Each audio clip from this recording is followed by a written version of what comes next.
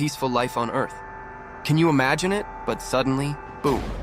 Terrifying monsters appear, erasing everything in their path, yet at the same time, new humans emerge, people gifted with superpowers capable of standing against the darkness. And then there's our protagonist, just an ordinary toilet janitor, burdened with his own drama, a sick mother and cruel people who mock him every day. But even in this world, there are still those who haven't lost their humanity, right? During one of his usual cleaning shifts, the school is suddenly attacked by the strongest of all monsters, a creature that devours students with ease, no matter how hard they fight or what powers they use. And when the only person who ever reached out to him is in danger, our hero Gui saves her and carries her to the shelter, where there's no place for him because he's a nobody. Now he's left alone, face to face with a horrifying monster. Guy fights back desperately, but what can a mere human do against such a creature? The monster devours the boy as easily as if he were a French fry. But wait, what's this? Guy refuses to die, fighting with everything he has. He doesn't understand why this is happening to him. In the final seconds of his life, a red sphere appears before his eyes. Moments later, the monster screams in agony as its body is torn apart by an unknown force. In the end, the monster consumes itself. Afterward, a strange glowing sphere remains, and inside, someone is there. Yes, it's our hero, Gui. But now, he's no longer just human. He's a half-dragon.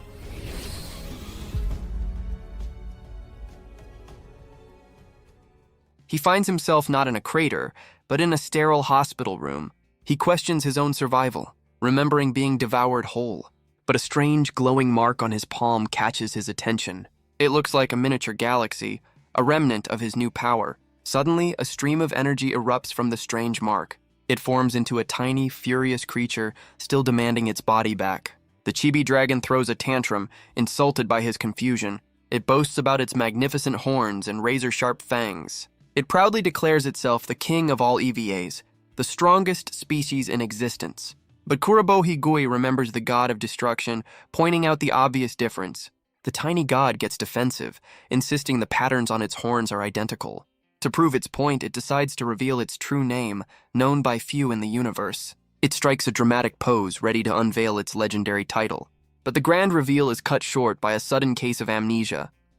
Awkward. Having reached his limit, Kurobohi Gui decides to try a more hands-on approach. He unleashes a flurry of frustrated blows on the squishy little monster. He reminds the creature of the lives it took, vowing to make it atone for its destruction. The tiny god argues that revenge is pointless, since he's already been eaten. It insists that Kurobohi Gui's new body is literally made from its own. This revelation, and the tiny horn now sprouting from his head, leaves him stunned. The creature explains how it was pulled apart from the inside by his power, and now it's been reduced to this less than intimidating form. It screams that his body is now a vessel for the strongest species in existence.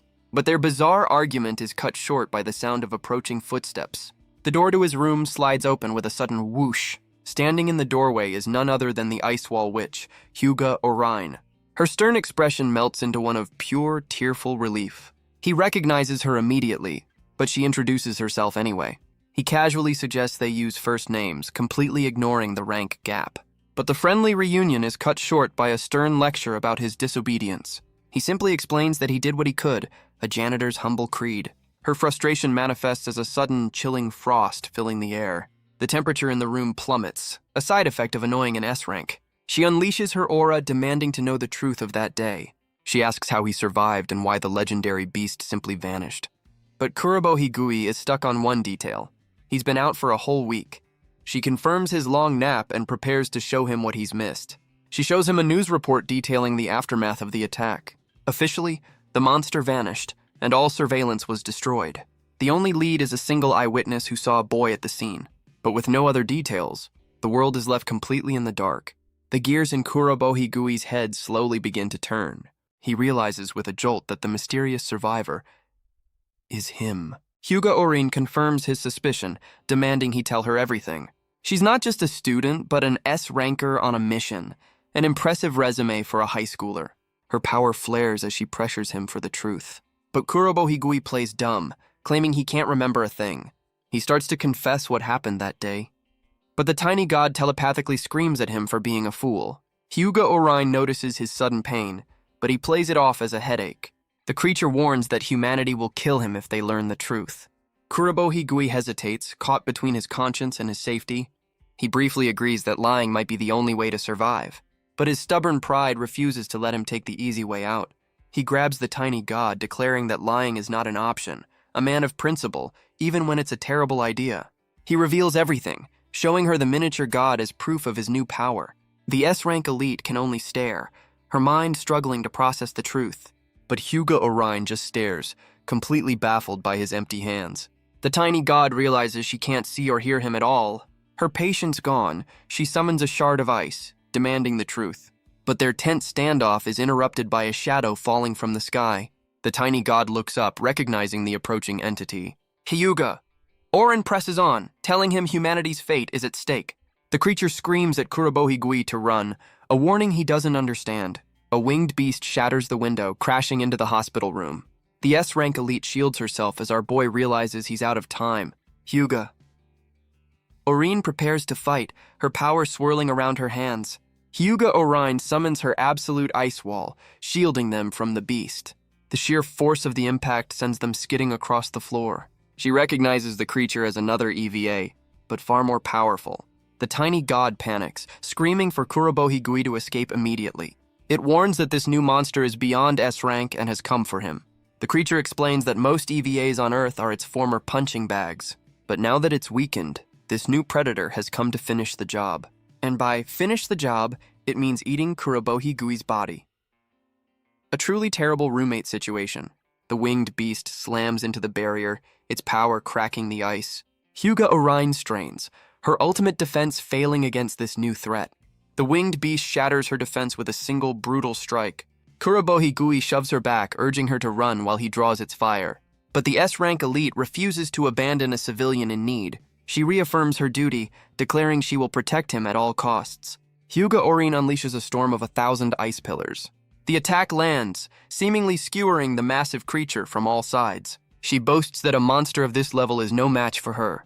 Famous last words. But her confidence evaporates as the beast stands completely unharmed. She realizes with horror that her ice was instantly melted away. In response, the winged EVA begins to charge a devastating counterattack. Hyuga Orion screams for him to hide, preparing to shield him with her own body. But the tiny god sees a perfect chance for a tactical retreat. It urges him to escape while the monster is focused on the Ice Wall Witch. But instead of running away, Kurobohigui charges straight toward the beast. Hyuga Orion yells at him to stop, reminding him that he's completely powerless. But a familiar defiant smile spreads across his face. He declares that if the monster is after him, then he'll be its opponent. His reckless taunt works, drawing the creature's undivided attention. And now that he has it, he realizes he has absolutely no follow-up plan. He spots a tree below, forming a desperate strategy to lead the beast away. The tiny god panics, furious that he's risking its new body. But Kurobohigui yells back that they have no other choice. He pushes off the ground, his new power surging through him. And with a single explosive leap, he soars into the sky. He can't believe what's happening, his mind reeling from the sensation. For the first time, the powerless janitor is flying high above the city. The rush of power feels incredible, a feeling he's never known. But his excitement turns to panic as he realizes he has no exit strategy. Gravity reasserts itself, sending our hero plummeting back to Earth. He tells the tiny god to stay calm, determined to figure out a landing. The runes on his arm flare to life, a strange power coursing through him. He hits the ground like a meteor, a brilliant flash of blue energy. He lands perfectly, cracking the earth beneath his feet. Not bad for a first flight. He braces for the impact, expecting every bone in his body to shatter. But to his utter shock, he feels absolutely nothing. He questions how he could survive a fall from that height without a scratch. The tiny god smugly explains that it lent him a bit of its power. Just then, a blast of energy obliterates the spot they were just standing. The winged beast descends, and the tiny god urges him to run. With a terrified scream, Kurobohigui sprints away from the diving predator. The tiny god offers a simple, terrifying deal in exchange for its help. It warns that the winged beast will obliterate everything in its path. The choice is stark. Sacrifice his body or watch everyone die. With a demonic grin, it presses him for an immediate answer. Kurobohigui is completely stunned by the impossible ultimatum. He demands to know what the creature means by handing over his body. The tiny god claims the body is rightfully its own, just on a long-term lease. It reminds him that his recent superhuman jump was only possible with its power. But there's no time for debate as the two-headed beast closes in fast. He weighs the creature's words against the memory of countless lives lost.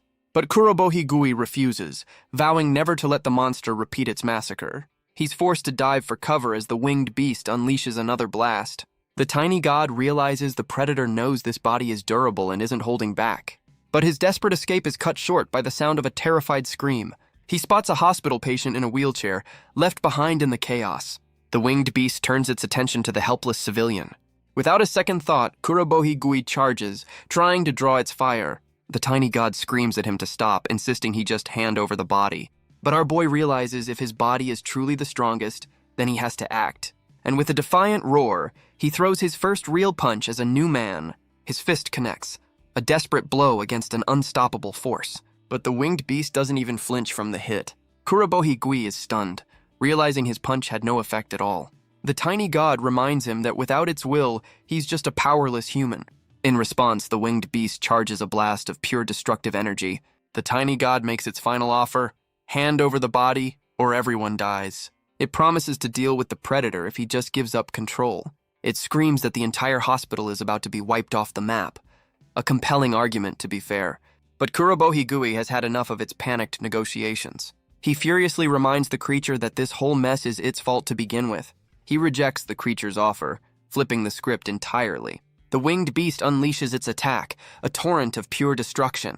But Kurobo-Higui calls its bluff with a defiant, desperate grin. He frames it as a win-win.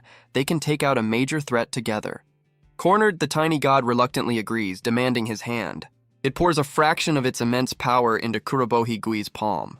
The miniature black hole swirls to life, a galaxy of raw potential. A surge of cosmic energy floods his body, a feeling he's never known. He prepares to unleash the attack, aiming it safely into the sky. The system reveals he's using a mere fraction of a percent of the beast's power. A truly humbling statistic. He unleashes a torrent of pure cosmic energy from his fist. His attack meets the winged beast's blast in a cataclysmic clash. The two forces collide, threatening to tear the very sky apart. But the winged beast's power begins to overwhelm their desperate defense. The predator pours on the pressure, confident in its victory. Kurobo-Higui screams that they're losing, but the tiny god refuses to be underestimated. With a final defiant roar, their power surges forward, turning the tide. The winged beast can only watch in horror as its own attack is forced back. The blue energy completely engulfs the monster, a pillar of righteous fury. The beam pierces straight through the beast, a final, decisive blow. Meanwhile, a mysterious woman in a wheelchair watches from afar. In his mind, Kurobo-Higui relives the moment he faced annihilation. A system message appears. The free trial of his god-tier power has ended. He marvels at the sheer force he just unleashed, the power of a king. But the weight of this new reality is already settling in. The immense power overload sends him crashing back to the ground. Just as he loses consciousness, footsteps approach the crater. Hyuga Orion arrives to find an unbelievable scene, the janitor and a dead dragon. She sprints across the battlefield, her mind reeling from the sight. Staring at the Eva's corpse, she struggles to understand what just happened. She struggles to believe the powerless janitor was responsible. Kurobo-Higui awakens not in a crater, but in a grand, sterile hall. The first thing he registers is the pleasant aroma of tea. A stern-looking man in a military uniform offers him a cup. It's a surprisingly civilized welcome after being eaten by a dragon. Our boy is understandably confused by the sudden hospitality. The man explains they recovered him after his little dragon-slaying incident. He reveals they are in the Academy's VIP underground shelter. He introduces himself as Nishiki Ryagan, an S-ranker and the school's principal. Kurobo-Higui recognizes the legendary name, clutching a strange new item. Nishiki Ryagan is the legendary soldier who defeated this very same Eva years ago. He's also technically Kurobohi's boss, and he'd appreciate a little respect. Our boy immediately recognizes he's in way over his head with this guy. He then questions why they're in the Academy's underground training facility. His attention is suddenly drawn to a familiar and slightly annoyed face. A wave of pure relief washes over him, glad to see Hyuga is okay.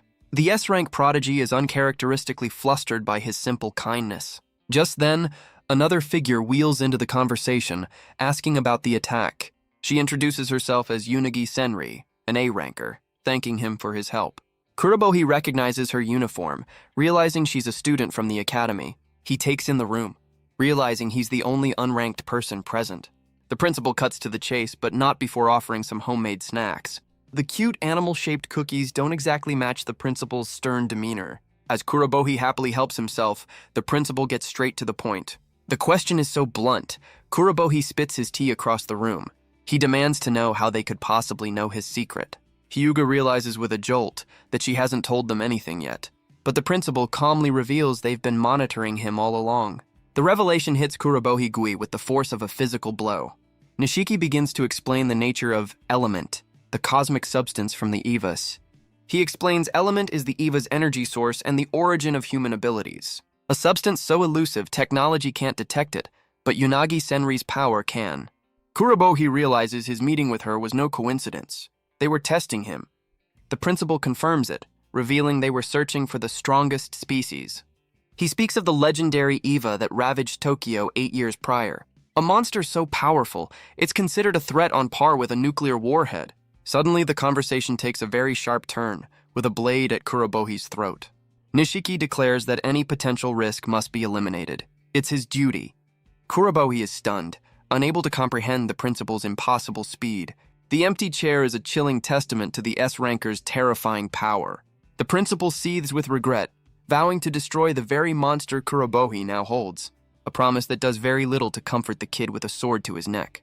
But a familiar voice cuts through the tension, pleading for him to stop. Hyuga argues that if one nuke-level threat exists, more could appear. She insists that using his power, not destroying it, is humanity's only hope. The principal seems to consider her words, but the blade doesn't move. Finally, he relents, admitting there's logic in her desperate plea. He agrees that the best way to fight a monster is with another monster, but he refuses to hand a teenager the keys to the apocalypse, a task Unagi accepts with a suspiciously cheerful smile. Unagi Senri leans back with a disarmingly cheerful smile. Without warning, she grabs his wrist, her focus on his new mark. Kurobohi Gui flinches, questioning her sudden invasive action. She marvels at the tiny, terrified dragon spirit within his palm. The so-called strongest species looks like it needs a hug and a lawyer. Unagi decides her new subject requires much more serious observation. Her gaze turns skyward, a strange, knowing smile on her face. She believes that every human contains their own personal universe. And now she intends to explore the one hidden inside Kurobohi Gui. She leans in close, asking what kind of cosmos he holds within. She activates her power, celestial observation, peering into his inner world. And with a gleeful shout, she dives headfirst into his consciousness. She finds herself floating in a vast cosmic expanse. This inner universe represents his body, the stars his element. She realizes he wasn't powerless, just had a tiny amount of element. But then she notices something strange. The elements are moving. They're all being drawn towards a single dark point in the distance. She realizes with a jolt they're not just moving, they're being consumed. A massive, all-consuming void dominates his inner world. As she's pulled in, she finally understands. His ability is a black hole. Her consciousness is dragged towards the void, a cosmic tourist in a very bad neighborhood. The pull is immense, and even her powerful will is no match for it. Her very essence is twisted and stretched by the overwhelming force, and with a final, silent scream, she's swallowed by the darkness. But instead of annihilation, she finds herself in a strange, empty space. A sudden, crushing pressure slams down on her from all sides. She realizes this is the true gravity of a black hole, a force beyond comprehension. This power is something else entirely, an alpha ability that defies all logic. But instead of retreating, her curiosity drives her even deeper into the abyss. And at the center of it all, she finds the source, a black sphere containing the dragon's very soul. She stares at the dormant dragon, the so-called strongest species. But the spirit awakens, and it is not happy to have a visitor. It lunges forward, intent on devouring this mental intruder. Its jaws unhinge, a spiritual echo of the real monster's attack. Her power is forcibly canceled, yanking her back to the real world. She snaps back to her body, gasping for air and questioning her own survival. Hyuga rushes to her side, alarmed by her terrified screams.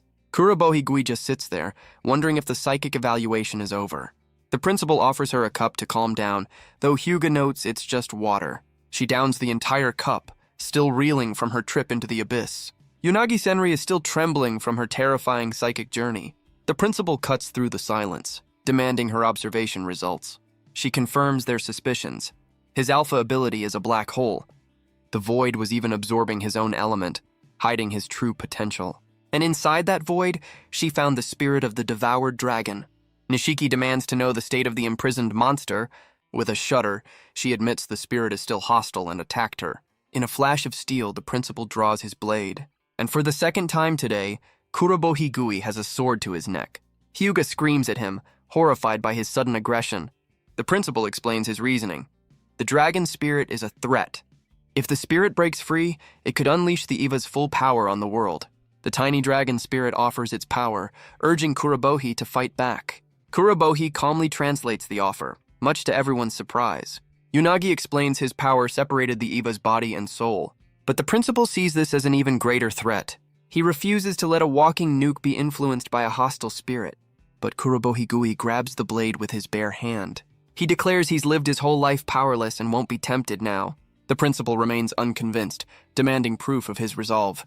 But the principal's idea of proof is a sword straight through the chest. Kurobo Higui screams in agony, his life fading for the second time today. The tiny dragon spirit roars in fury, enraged by the damage to its new vessel. A torrent of raw, untamed energy erupts from the fatal wound. Unagi screams a warning, sensing S+ rank power overloading his body. The principal stands firm, declaring his grim duty to eliminate the strongest species. Kurobohi's eyes glow white-hot as the Eva's power consumes him from within. He floats helplessly, a conduit for a power he was never meant to hold. Nishiki Ryogen watches the cataclysm he's unleashed, his resolve unshaken. He classifies Kurobo Higui as the ultimate threat and prepares to end him for good. Unagi screams that his power is spiraling out of control, but the principal declares he'll handle this little emergency himself. He unleashes a devastating attack, a flash of pure energy, vowing to cut the boy down before the dragon spirit is released.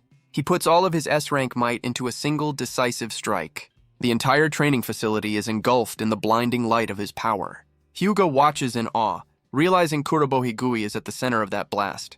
The principal's face is a mask of grim determination. He's made his choice. The raw energy of the attack tears through the chamber. This is overkill on a whole new level. But instead of being obliterated, Kurobo Higui floats peacefully in the eye of the storm. The Eva's power erupts, forming a spectral dragon around Kurobo Higui. Nishiki is stunned by the sheer amount of element pouring from the boy. He decides to double down, preparing another, more powerful strike. A wave of pure energy cuts through the air towards its target. He unleashes a furious barrage, determined to overwhelm the boy's power. The S-ranker's blade glows with the intent to end this once and for all. His attack connects, a direct hit on the unconscious Kurobo Higui. The principal's face is a mask of grim determination. His choice is made. Hyuga realizes with horror that the attack did nothing, and she needs to intervene. Her mind flashes back to his final, selfless act at the shelter door. She resolves to protect the boy who saved her life, but Kurobo Higui's own power begins to react on its own. The tiny dragon spirit awakens within his palm, and it openly mocks the principal's failed attempts. The S-ranker's pride is clearly stung by the taunt. He accepts the challenge from the pint-sized powerhouse. The principal takes his distance, preparing for a real fight. He declares he's done holding back and will go all out. His blade gathers a terrifying amount of raw energy and unleashes a spectral beast of pure destructive force. A swirling vortex of golden energy fills the entire chamber, but the dragon spirit seems more amused than threatened by the display. Unagi realizes he's gathering all the element in the room for one attack. Two colossal forces of nature prepare to collide in the training hall. Hyuga desperately tries to reach him, reminding him of his own words. But Kurobo Higui is lost, a vessel for the dragon's untamed rage. With a single gesture, he unleashes the spectral beast upon the principal. The dragon roars with glee. Apparently fun means city-leveling destruction. The principal meets the charge head-on, straining against the immense power. And the two attacks meet in a cataclysmic explosion of energy. The force of the impact sends the two girls flying across the room. The principal's blade glows, a single point of light in the chaos. But Nishiki Ryogen holds his ground, pushing back against the beast. He strains against the overwhelming force, his resolve unbroken. The spectral dragon roars, unleashing another wave of raw power. The spirit taunts him one last time, preparing to end the fight for good. Hyuga and Unagi can only scream his name, fearing the worst. The chamber is filled with smoke and the dust of destruction. But through the haze, the S-ranker emerges, looking mildly annoyed at best. The dragon spirit suddenly falters, questioning the encroaching darkness. But the spectral dragon's assault suddenly comes to a halt. At the center of the storm, Kurobo Higui is finally waking up. The principal watches, sensing a dramatic shift in the overwhelming power. He asks who he's facing now, the monster or the boy. A familiar, defiant smile gives him his answer. Kurobo Higui declares he's back in control of his own body. Nishiki Ryogen can only stare as the boy tames the beast within. Our boy then turns to have a little chat with his inner dragon. He scolds the tiny spirit for its little city-leveling tantrum, and threatens to eat it again if it doesn't start behaving. The dragon spirit stares into the eyes of the boy who devoured it, and suddenly the world's strongest creature is just a terrified squeak toy. It relives the absolute horror of being torn apart from the inside. The spirit immediately surrenders, begging to be put back in its cage. With a whimper, the pint-sized apocalypse retreats back into his palm. Kurobo Higui breathes a sigh of relief, glad the crisis averted itself. Yunagi's final analysis confirms his element is back to 0. He's unranked once more. But the principal's reaction is not what anyone expected. He erupts in thunderous laughter, declaring the entire spectacle splendid. He marvels at how Kurobohi tamed the beast without harming a single soul.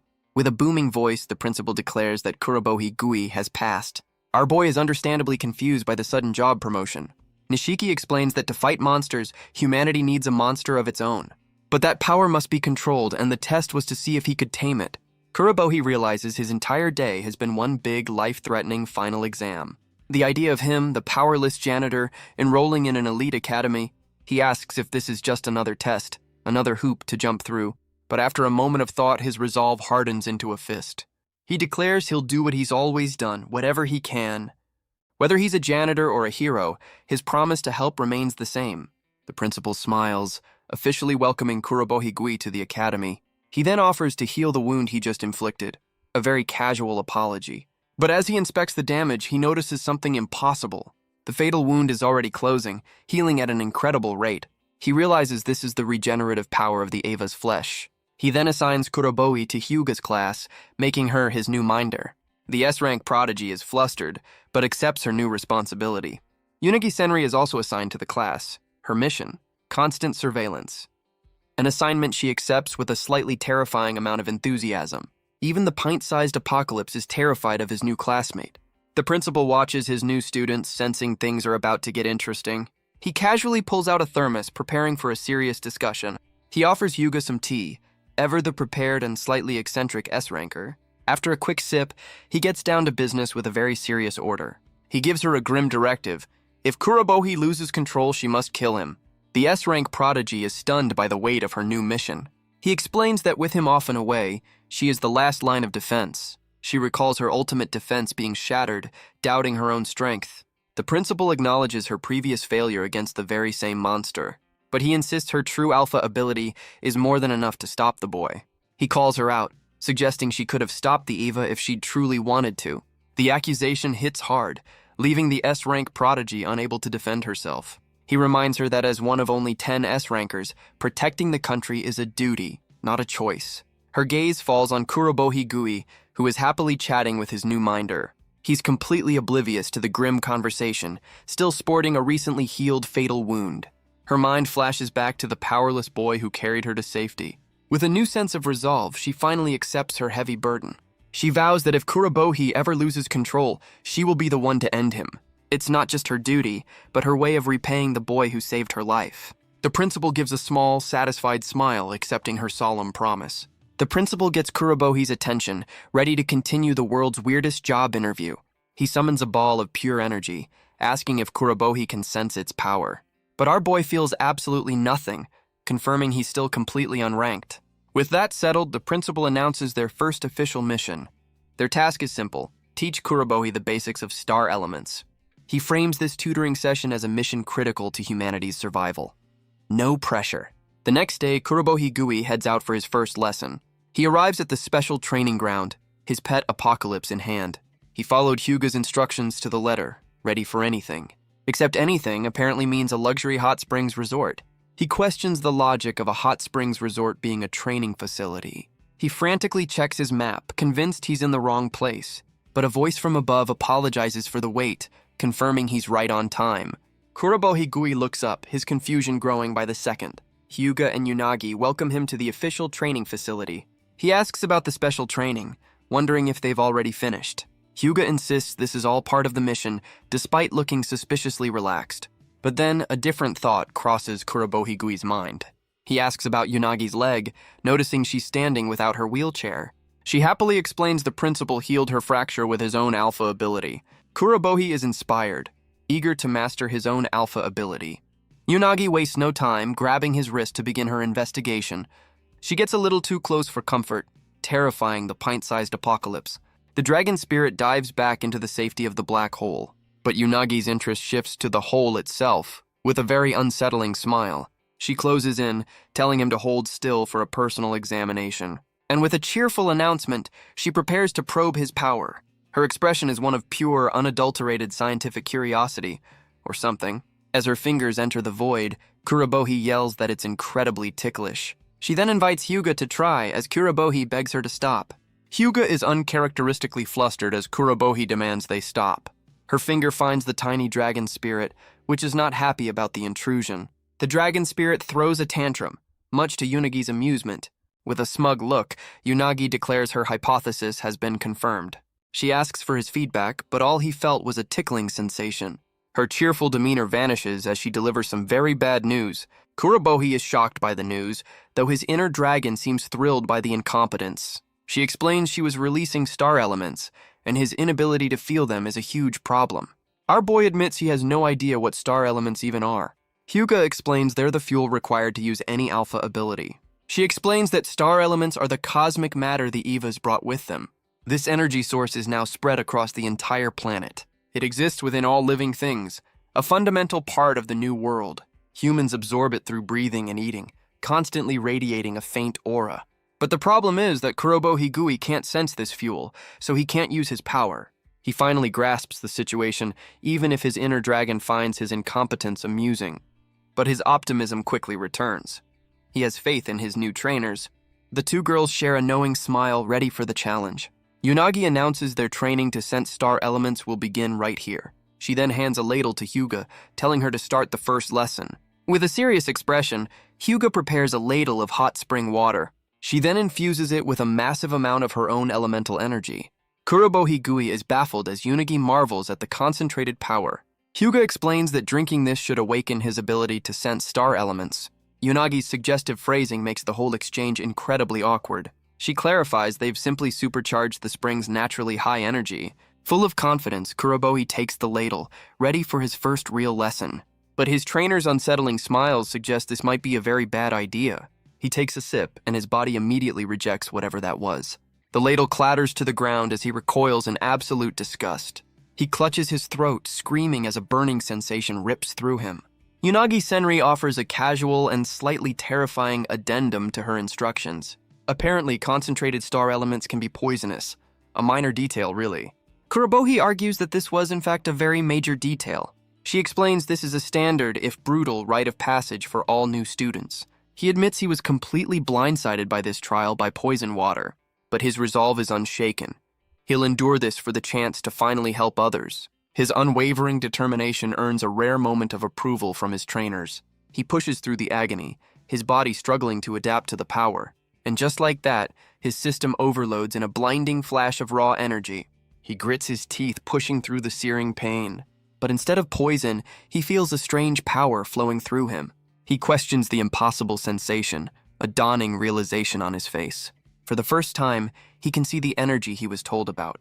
He finally understands what it feels like to have power. His trainers cheer him on, confirming his success. But just as he celebrates, something catches his attention.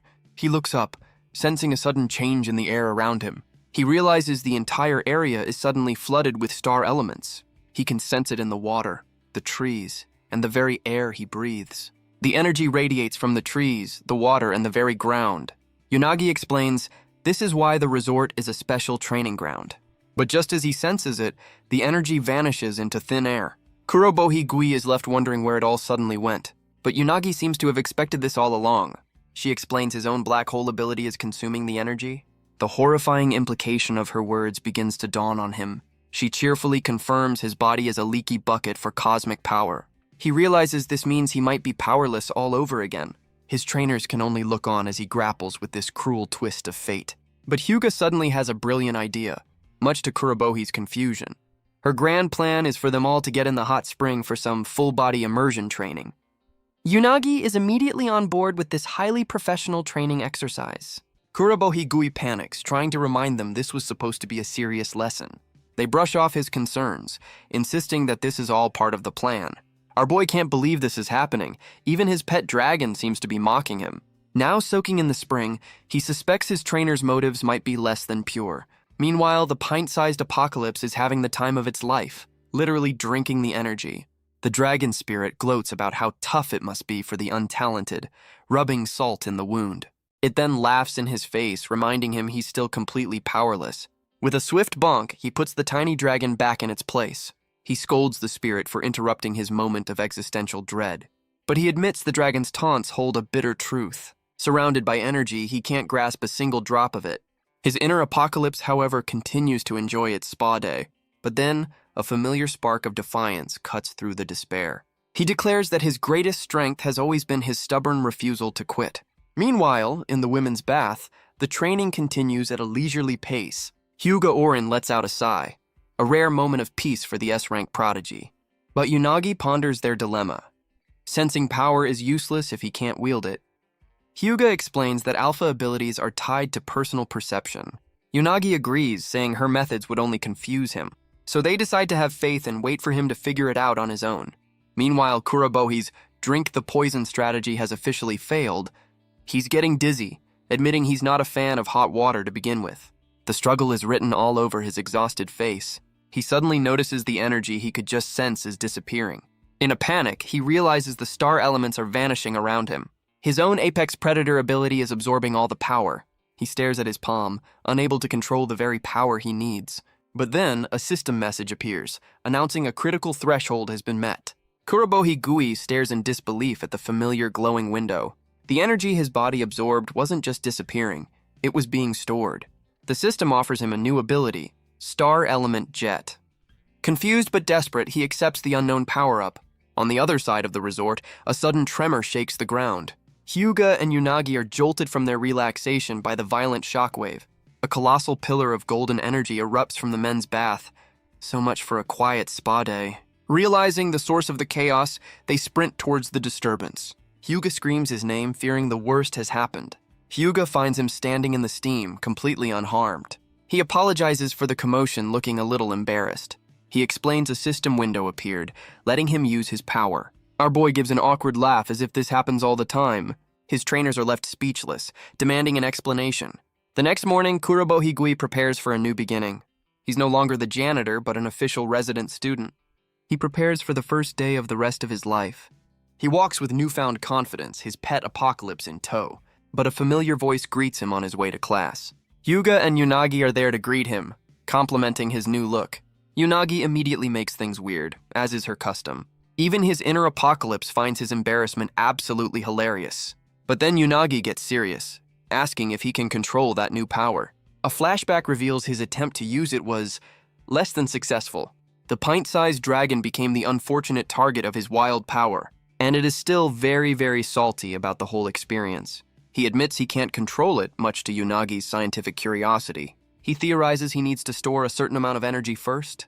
Hyuga confirms his black hole absorbed energy from the entire resort. Hyuga complains that his little power vacuum ruined their own training. Kurobohigui offers a frantic apology, which she quickly dismisses as a joke. He's surprised to learn the Ice Wall Witch even has a sense of humor.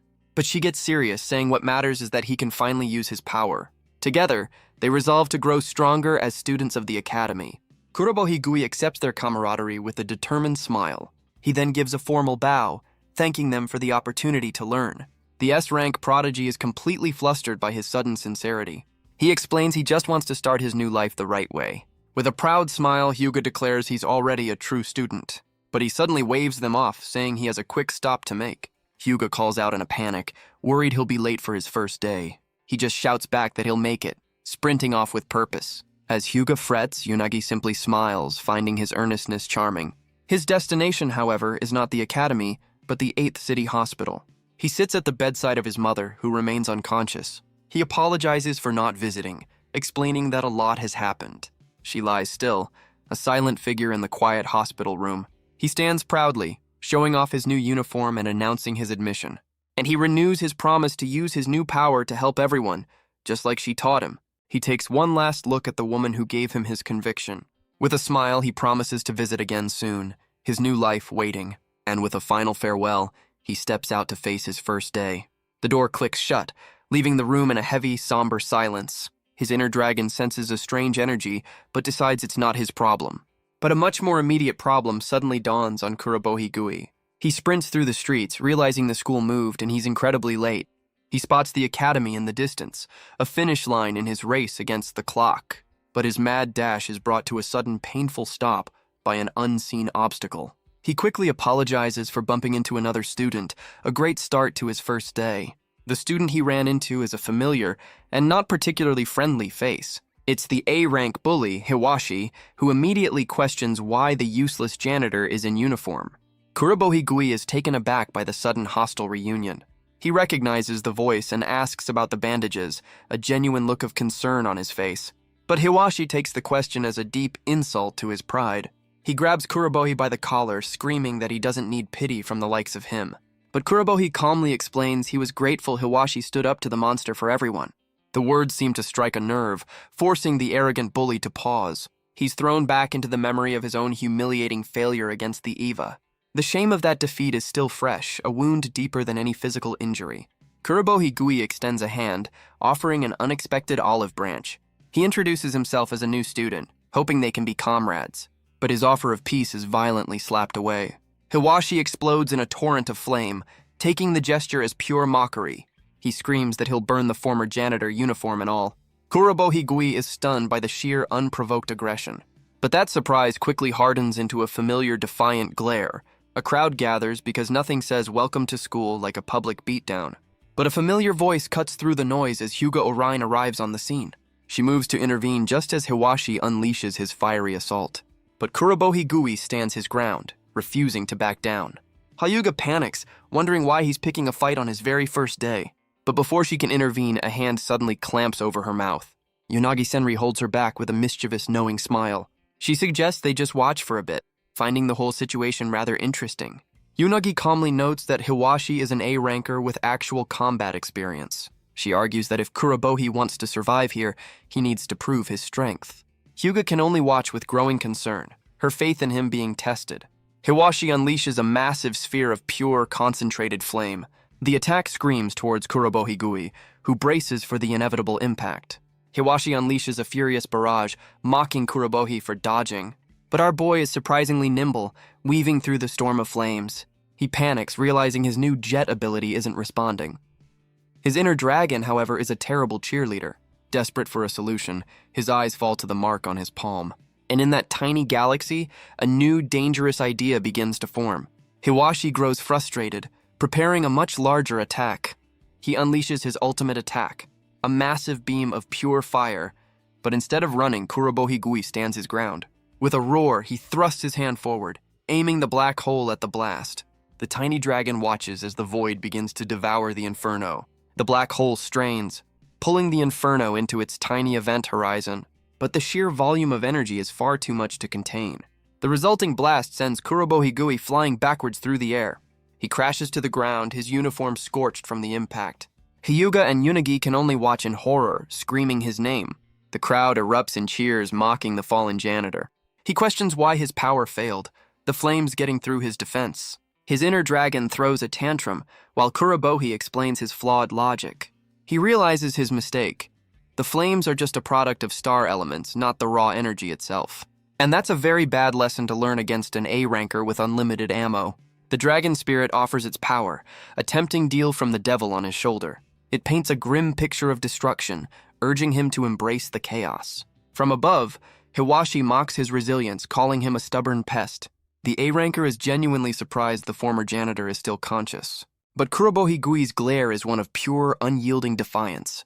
Hiwashi decides to end it, preparing a final, overwhelming blast of fire. But a strange, manic grin spreads across Kurobohi's face. Instead of being incinerated, he catches the fireball with his bare hand. He roars that a real fight is a battle of wills, not just power. Locked in a fiery stalemate, he refuses to be burned, pushing back with everything he has. He screams into the inferno, his will refusing to be incinerated. And his black hole ability responds, devouring the flames at their source. Hiwashi stares at his hand, the inferno suddenly extinguished. Kurobohigui holds him fast, the power dynamic shifting in an instant. The bully demands to know why his power has suddenly vanished. A system window appears, confirming he's absorbed enough energy for one attack. But he remembers the hot springs, realizing that power is far too destructive. Hiwashi clutches his chest, feeling his own energy reserves suddenly depleted. Enraged and confused, he demands to know what Kurobohi did to him. He throws a desperate punch, but without his power, it's easily caught. Kurobohigui grins, ready to unleash his stored power. The black hole inverts, becoming a blinding sphere of golden light. He shoves the condensed energy right into Hiwashi's chest and unleashes the full force of the star element jet point blank. A pillar of pure energy sends the A-ranker soaring into the sky. Hiwashi is launched into orbit, his first day of school officially ruined. The crowd below can only stare as the light show finally fades. The bully lies unconscious, defeated by the janitor he once mocked. From the sidelines, Unagi cheers while Hyuga breathes a sigh of relief. The other students are in disbelief, wondering who just took down an A-rank elite. Kurobohigui is still reeling from the fight, his pet dragon equally stunned by the chaos. He collapses on the curb, questioning how his own power could activate without his command. But there's no time to rest. His first day at the academy is just beginning. Inside Year 1, Class 1, the teacher announces the arrival of a new transfer student. Kurobohigui is shoved in front of the class, looking like he's about to face another dragon. The students immediately recognize him as the guy who took down Hiwashi that morning. He nervously introduces himself to his new and slightly intimidated classmates. With a deep bow, he offers a frantic apology for being late on his very first day. The teacher explains his tardiness is punishment for the fight, a warning to the rest of the class. Unagi is thoroughly entertained by the spectacle, while Hyuga just looks mortified. Unagi cheerfully greets him, mocking his rather eventful first day. He explains that his punishment was actually a summons to the principal's office, where he received a very long, very stern lecture for his actions. Unagi declares that for fighting on his first day, he got off incredibly easy. Hyuga is less amused, reminding him he could have been expelled. She declares herself his minder and threatens to freeze him solid if he steps out of line again. The chilling threat is more than enough to get an immediate, terrified apology, but Unagi changes the subject, gushing over how impressive his fight was. She excitedly explains her new theory. His alpha ability has two distinct parts. The first is the black hole in his right hand, which absorbs star elements on contact. The second is Jet, which releases all that stored energy in a single, devastating blast. She explains that even real black holes eject matter, a cosmic parallel to his newfound power. But Kurobohi admits he can't use it at will, much to his inner dragon's smug satisfaction. Just then, a nervous new voice cuts into their strategy session. A B-rank student approaches, asking if Kurobohi is the one who used to clean the old building. Kurobohi is stunned to be recognized, wondering how this student could possibly know him. The boy explains he was always amazed by his dedication, remembering how spotless he left everything. Our boy is completely flustered, not used to receiving praise for his janitorial skills. He gives a heartfelt thanks, genuinely moved that someone noticed his hard work. The new student continues his nervous tick, seemingly a big fan of the former janitor. The B-rank student introduces himself as Kani Abuku, offering a hand in friendship. Kurobohigui happily accepts, admitting he's unranked. His pet dragon, however, is not impressed. Kani is stunned by this, but quickly gushes that his power must be incredible. But their friendly introduction is violently interrupted from behind. Hiwashi, the recently defeated A-ranker, sneers at the sight of them together. He questions when the academy started accepting such low-level trash. But Kurobohigui cuts him off with a single unimpressed word: lame. Enraged, Hiwashi unleashes a blast of green energy without a second thought. The attack slams into Kurobohigui, sending him flying across the classroom, and he's sent crashing straight through the window. His first day getting even worse. Kani stares in disbelief as Hiwashi lies defeated in the wreckage. But a new S-rank student appears, mocking Hiwashi for his pathetic display. He calls the A-rank elite a weakling, his contempt clear as day. Outside, the shattered glass is a testament to the sudden violence. The S-ranker steps through the broken window, listing Hiwashi's failures. He adds the morning's fight to the A-ranker's list of transgressions, and for his weakness, he rips the A-rank insignia from his uniform. Hiwashi can only stare, recognizing the second-year S-ranker. This is Ida Raisin, and he's here to clean house. He punctuates his judgment with a brutal kick to the chest. He explains his presence is a direct result of the first year's weakness. He sighs. clearly annoyed that the principal has assigned him to babysit. He recounts how Hiwashi's arrogance led the class to be wiped out by the Eva. With such weaklings, he declares, humanity has no future. Kurobo Higui and his new friend can only watch in stunned silence. With a menacing grin, he announces a surprise selection exam for all first years. The announcement sends a wave of pure shock through the entire class. Their test is simple: hunt and kill 5 A-class EVAs per person. You know, a light afternoon. The penalty for failure is having their rank stripped and being expelled. The students panic, realizing they're being sent to fight monsters far above their rank. Ida Reisen dismisses their panic, calling their weakness the reason they're all so lame. His attention then snaps to Kurobo Higui, recognizing him from a previous punishment. He points, declaring that despite the principal's approval, he refuses to acknowledge him. He reveals he knows Kurobohi was at the Eva site, calling him suspicious. And with that, the first years are sent on a long run to the exam site. Kurobo Higui is already exhausted, his morning run turning into an all-day marathon. But a familiar voice offers some encouragement as Unagi Senri easily keeps pace. She cheerfully informs him they've been running for 3 hours straight. So much for a warm-up. As they finally approach their destination, Kurobohi notices something is wrong. The exam site is a ghost town, completely abandoned and falling apart. Hyuga explains they've run outside the city's defense perimeter. Humanity has abandoned most of the world to the ever-advancing EVAs. With EVAs everywhere, each city is now an isolated fortress. Unagi cheerfully confirms that humanity's counterattack is just propaganda. Their S-rank proctor, Ida Rasen, screams at them to stop lagging behind. He announces the exam site is in view, demanding a final, desperate sprint. The exhausted students can only obey, their futures on the line. But Ida Rasen's attention is focused on one particular student. He points directly at Kurobo Higui, outing him as the boy from the EVA site. Kurobohi realizes his secret is in danger, and with it, his very life. He spots his new minders up ahead, pushing himself to keep up. After hours of running, even his trained stamina is reaching its limit. They finally arrive at the exam site, which is just a forest. He begs for a moment to catch his breath, completely exhausted. Hyuga is genuinely impressed he could keep pace with the elite students. He explains that without powers, he focused on stamina, and it paid off. The S-rank prodigy is surprisingly moved by his simple dedication. But their proctor has no time for breaks, demanding they gather for instructions. Ida Reisen confirms their impossible task: hunt 5 A-class EVAs per person. And if they fail, their academic careers are officially over. No pressure. The students can only stare in disbelief at the impossible task. One brave soul speaks up, arguing A-class EVAs are far beyond their B-rank abilities. Ida Reisen's response is a single, contemptuous word: lame. In a flash of green light, he moves with impossible speed. The protesting student can only stare, a sudden draft on his shoulder. Ida Reisen shatters the boy's rank badge, expelling him on the spot.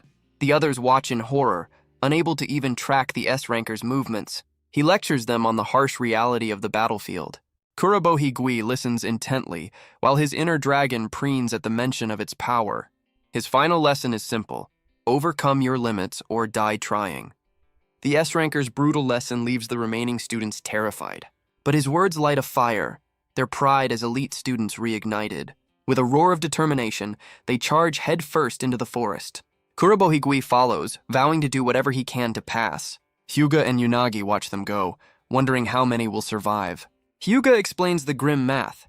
A-class EVAs are tanks, and B-rankers are just infantry.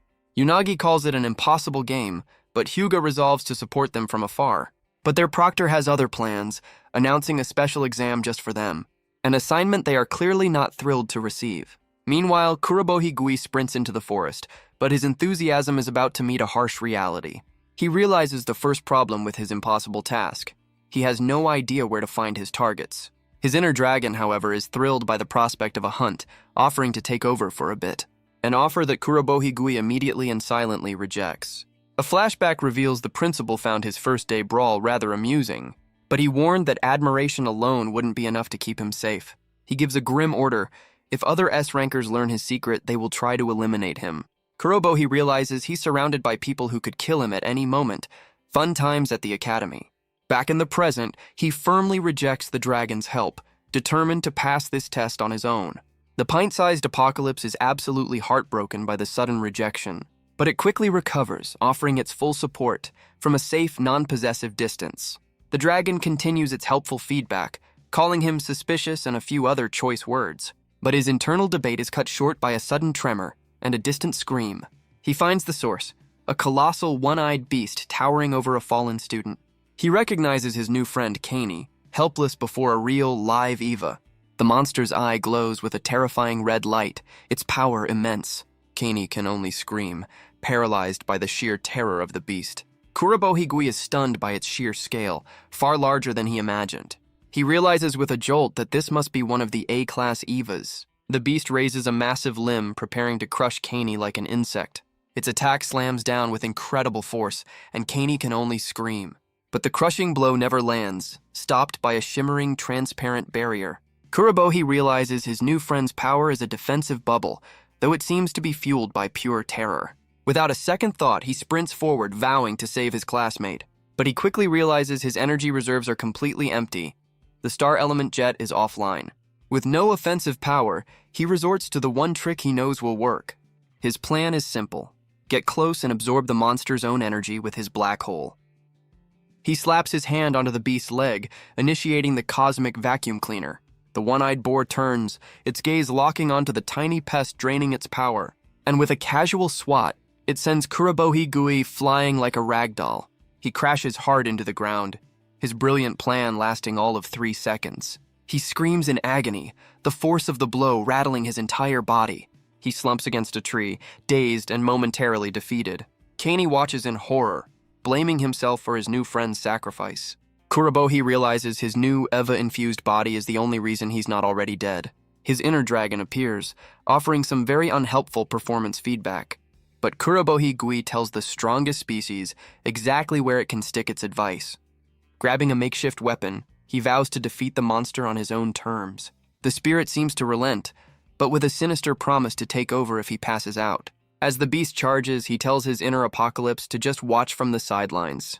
He admits he has no plan to defeat it, but that was never his intention. He declares he'll do what he's always done, whatever he can. With a roar, he unleashes the star element jet. The blast of energy screams towards the colossal Eva. He realizes the gamble paid off. His brief touch absorbed just enough power.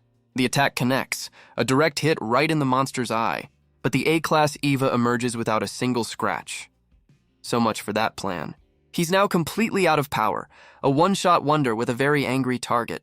But just as the beast prepares to strike, the air fills with strange, shimmering bubbles. Kurobohi Gui is just as confused as the monster, wondering where they came from. The bubbles gently land on the Eva, which seems more curious than concerned. The bubbles pop, releasing a strange energy that seems to disorient the beast. Enraged, the Eva lets out a furious roar and charges forward. But its attack slams into a tree, missing its target completely. Kani screams for Kurobohi Gui, telling him this is their chance to escape. Kurobohi realizes Kaney's bubbles aren't an attack, but a distraction. He doesn't hesitate, sprinting towards his friend to cover their retreat. Kaney calls out his name, relieved to see him on his feet. Together, the two students make a desperate dash for safety. Kaney is overcome with emotion, thanking him for the selfless rescue. As they run, Kurobohi asks if that was really an A-class monster. Kaney confirms it was definitely an A-class Eva, though his tone lacks confidence. Kurobohi Gui gives credit where it's due, praising Kani's bubble ability for saving them. Kaney downplays his power, admitting it has no offensive capability, and he was too scared to use it.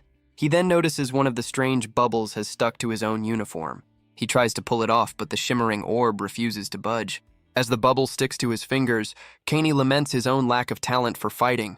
Kurobohi realizes the strange bubble isn't popping, but soaking into his clothes. Defeated, Kaney announces his decision. He's going to drop out of the exam. But Kurobohi Gui sees not weakness, but an opportunity, a key to defeating the eyeball boar. Kaney is completely baffled by his sudden optimism, asking if he was even listening. The two boys catch their breath, having finally outrun the monster. They share a look of pure terror, still reeling from their near-death experience. But Kurobohi Gui cuts through the relief, questioning Kaney's decision to quit. Kaney confirms it, his voice full of resignation as he admits he has no talent. Kurobohi is baffled, arguing that getting into this elite school is proof enough of his worth. To explain, Kaney prepares to demonstrate his so-called useless alpha ability. His power is creating sticky bubbles, not exactly a city-leveling superpower. He explains that in a school that values raw destruction, his ability is worthless. A painful memory reveals he's been mocked his entire life for his weak power. But while Kaney wallows in self-pity, Kurobohi is on the ground, examining the bubbles with intense curiosity. But Kurobohi Gui explains that these bubbles are actually incredible. He's discovered their true nature. They don't just stick, they solidify whatever they touch. With a brilliant smile, he declares, "This power is perfect for hunting Evas." But Kaney begs him to stop, crushed by a lifetime of failure and ridicule. He asks how Kurobohi can be so cheerful when his own power just failed spectacularly. Kurobohi's smile softens, admitting that Kaney has a point. He then shares his mother's wisdom. A person's worth is defined by their actions, not their abilities. With renewed fire, he declares they'll defeat the monster together because he has a plan. All he needs is for Kaney to lend him his so-called useless power. Kaney can only stare, completely stunned by this sudden, impossible offer of teamwork. Back in the forest, the two boys track down their target. Kurobohi Gui notes that the effects of the bubbles have worn off, but he's got a new plan, and it starts with a single, ordinary rock. With a determined shout, he puts his brilliant strategy into motion. The rock connects, a direct hit right on the monster's rear flank. The Eva turns, more confused than hurt by the sudden pebble assault. Kurobohi stands his ground, taunting the beast to draw its attention. The plan works a little too well as the Eva charges with a furious roar. He turns and sprints, leading the monster exactly where he wants it to go. The A-class beast thunders after him, closing the distance with terrifying speed. But Kaney is frozen in place, convinced he'll only be a hindrance. Kurobohi Gui just shouts back that it's fine, he'll do what he can. With a roar, he continues the chase, leading the monster away. But the Eva is far faster, its tusk catching him in a brutal blow. He's sent flying. A scream of pure agony torn from his lips. He crashes hard to the ground as the beast thunders past. Pushing through the pain, he forces himself to keep running. But the monster is gaining on him, its shadow swallowing him whole. Just as it's about to strike, the air fills with a familiar, shimmering sight. Kaney's bubbles swarm the beast's legs, a last-ditch effort from his terrified friend. The bubbles pop, solidifying into a sticky trap around the monster's legs. The A-class Eva's charge is brought to a sudden, frustrating crawl. Kurobohi Gui sees the plan working, shouting his approval as he continues to run. Kaney pushes past his fear, unleashing a torrent of his once mocked ability. He admits he can't keep up, but vows to do whatever he can to support his friend. Inspired by Kurobohi's unwavering faith, he finds a new resolve. Kurobohi sees the monster is finally slowed, realizing their window of opportunity is open. He sprints towards a pre-placed marker, the next phase of their brilliant last-minute plan. He shouts as he reaches the designated spot, their trap now perfectly set. And just as the Eva reaches the marker, a hidden trap is sprung with a blinding flash. Kurobohi Gui leaps into the air, narrowly avoiding the Eva's furious charge. The monster roars in confusion, its momentum carrying it forward. But the ground beneath it suddenly gives way, revealing their hidden trap. The A-class beast plummets, its rage lost in the sudden jarring fall. Kurobohi celebrates as the monster lands squarely in their makeshift pitfall. But he's not done yet, leaping down into the pit after his prey. He lands directly on the monster's head, a perfect 10 for the dismount. He explains the pit is filled with Kaney's useless bubbles, now a perfect cage. He declares that with the right strategy, any power can be a weapon. And with that, he unleashes his black hole, ready to drain the beast dry. The system confirms he's absorbed enough energy for a single attack. Without a moment's hesitation, he accepts the power-up. He unleashes the full force of the star element jet point blank. The blast obliterates the monster, leaving him standing on its remains. He erupts in a cheer, celebrating their hard-earned victory. But his celebration is cut short by a strange golden light from the corpse. The light intensifies, erupting in a blinding flash. The resulting explosion sends him flying backwards through the air. Apparently, Evas have a self-destruct feature. He crashes to the ground, his inner dragon offering zero sympathy. And where the monster once lay, a single glowing gem now floats. Kurobohi Gui stares at the strange eye-like jewel left in the monster's wake. Kaney scrambles down into the pit, calling out to make sure his friend is all right. Our boy brushes himself off, complaining more about his bruised pride than the actual fall.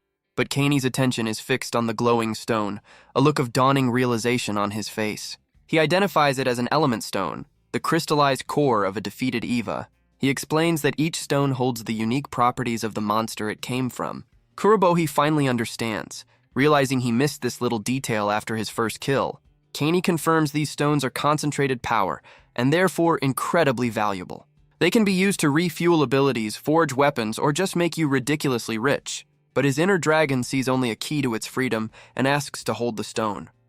For purely innocent reasons, of course. The dragon spirit promises it's a great idea with a grin that screams terrible idea, an offer that Kurobohi Gui immediately rejects with a swift bonk. He tells the spirit he's not falling for its suspicious-looking face. Kaney asks if he's okay, forcing Kurobohi to play off his one-sided argument as talking to himself. He quickly changes the subject, giving Kaney full credit for their victory. Kaney is overcome with emotion, thanking him for believing in him. With their confidence restored, they resolve to hunt the remaining 9 monsters together. Elsewhere in the forest, Ida Rasen stands over 2 defeated students. He scoffs at their weakness, questioning how they even achieved their ranks. His victims are none other than Hyuga and Unagi, their special exam apparently not going well. He questions how they can ever win a real fight with this level of training. His focus turns to Hyuga, demanding to know what she's even fighting for. He calls her out for her lack of killing intent, a fatal flaw in their world. Her mind flashes back to the principal's grim order to kill Kurobohi if needed. Ida Rasen warns that with her current resolve, she's as good as dead. The S-rank prodigy can only kneel in silence, unable to answer his challenge. He then turns his attention to Unagi, telling her to stop playing the fool. He reveals he knows she's been hiding her true alpha ability all along, but Unagi just smiles, cheerfully admitting that he's figured her out. The revelation leaves Hyuga completely stunned, her proctor looking smug. Ida Rasen delivers a final, chilling warning to the defeated girls. As night falls, he declares that the time for the exam is finally over. With a single step, he moves to gather the survivors. A small group of students presents their collected element stones. They are the few who managed to survive the impossible test. Out of 30 students, only 6 have returned. A pretty high failure rate, even for this school. He begins the final inspection, but a voice cuts through the silence. Kurobohi Gui and Kani arrive just in the nick of time. Our boy reaches into his pocket, ready to present their results. He proudly displays 10 stones, asking if their combined effort is enough to pass. Ida Rasen stares down the 2 latecomers, his expression unreadable. He questions their method, noting they worked together to meet the quota. Kurobohi argues they followed the rules, using their heads and abilities as instructed. The S-ranker scoffs but reluctantly accepts their logic. He announces that the 8 of them have passed while the rest are officially expelled. His final judgment is cold. Failure here means death on the battlefield. The grim reality of their world settles heavily on Kurobohi Gui. He then reminds them of their recent failure against the strongest species. The words hit Hyuga hard, a painful reminder of her own powerlessness. He reveals the exam's true purpose, to teach them the value of teamwork. Ida Rasen announces their next mission, a slight step up from their last one. The survivors are stunned by the news of an S-class EVA colony. Kurobohi Gui is understandably confused by the term colony. The S-ranker begins to explain the grim reality of their situation. The EVAs are terraforming the planet, and civilian casualties are mounting. He reveals the exam was just a qualifier for this suicide mission. Hyuga and Unagi are also ordered to join, their duty as high rankers. Unagi's cheerful facade cracks, realizing they're probably all going to die. With that cheery news, he tells them to rest up before the big day. Kurobohi and Kaney are just glad the others will be rescued, as Ida Rasen watches on. Ida Rasen is still suspicious, surprised the boy from the EVA site passed. He'll use whatever tools he can, but he's watching Kurobohi closely. And if the kid steps out of line, he'll eliminate him personally. The next morning, the survivors are bussed out to their next mission. The mood is somber as the exhausted students try to rest. Kurobohi Gui stares into the darkness, their destination looming in his mind. He looks around at his sleeping and blissfully unaware classmates. Even the stoic Hyuga Orion has succumbed to exhaustion. Unagi is also out cold, proving even psychic surveillance needs a nap. He can't shake the feeling that this mission is happening far too soon.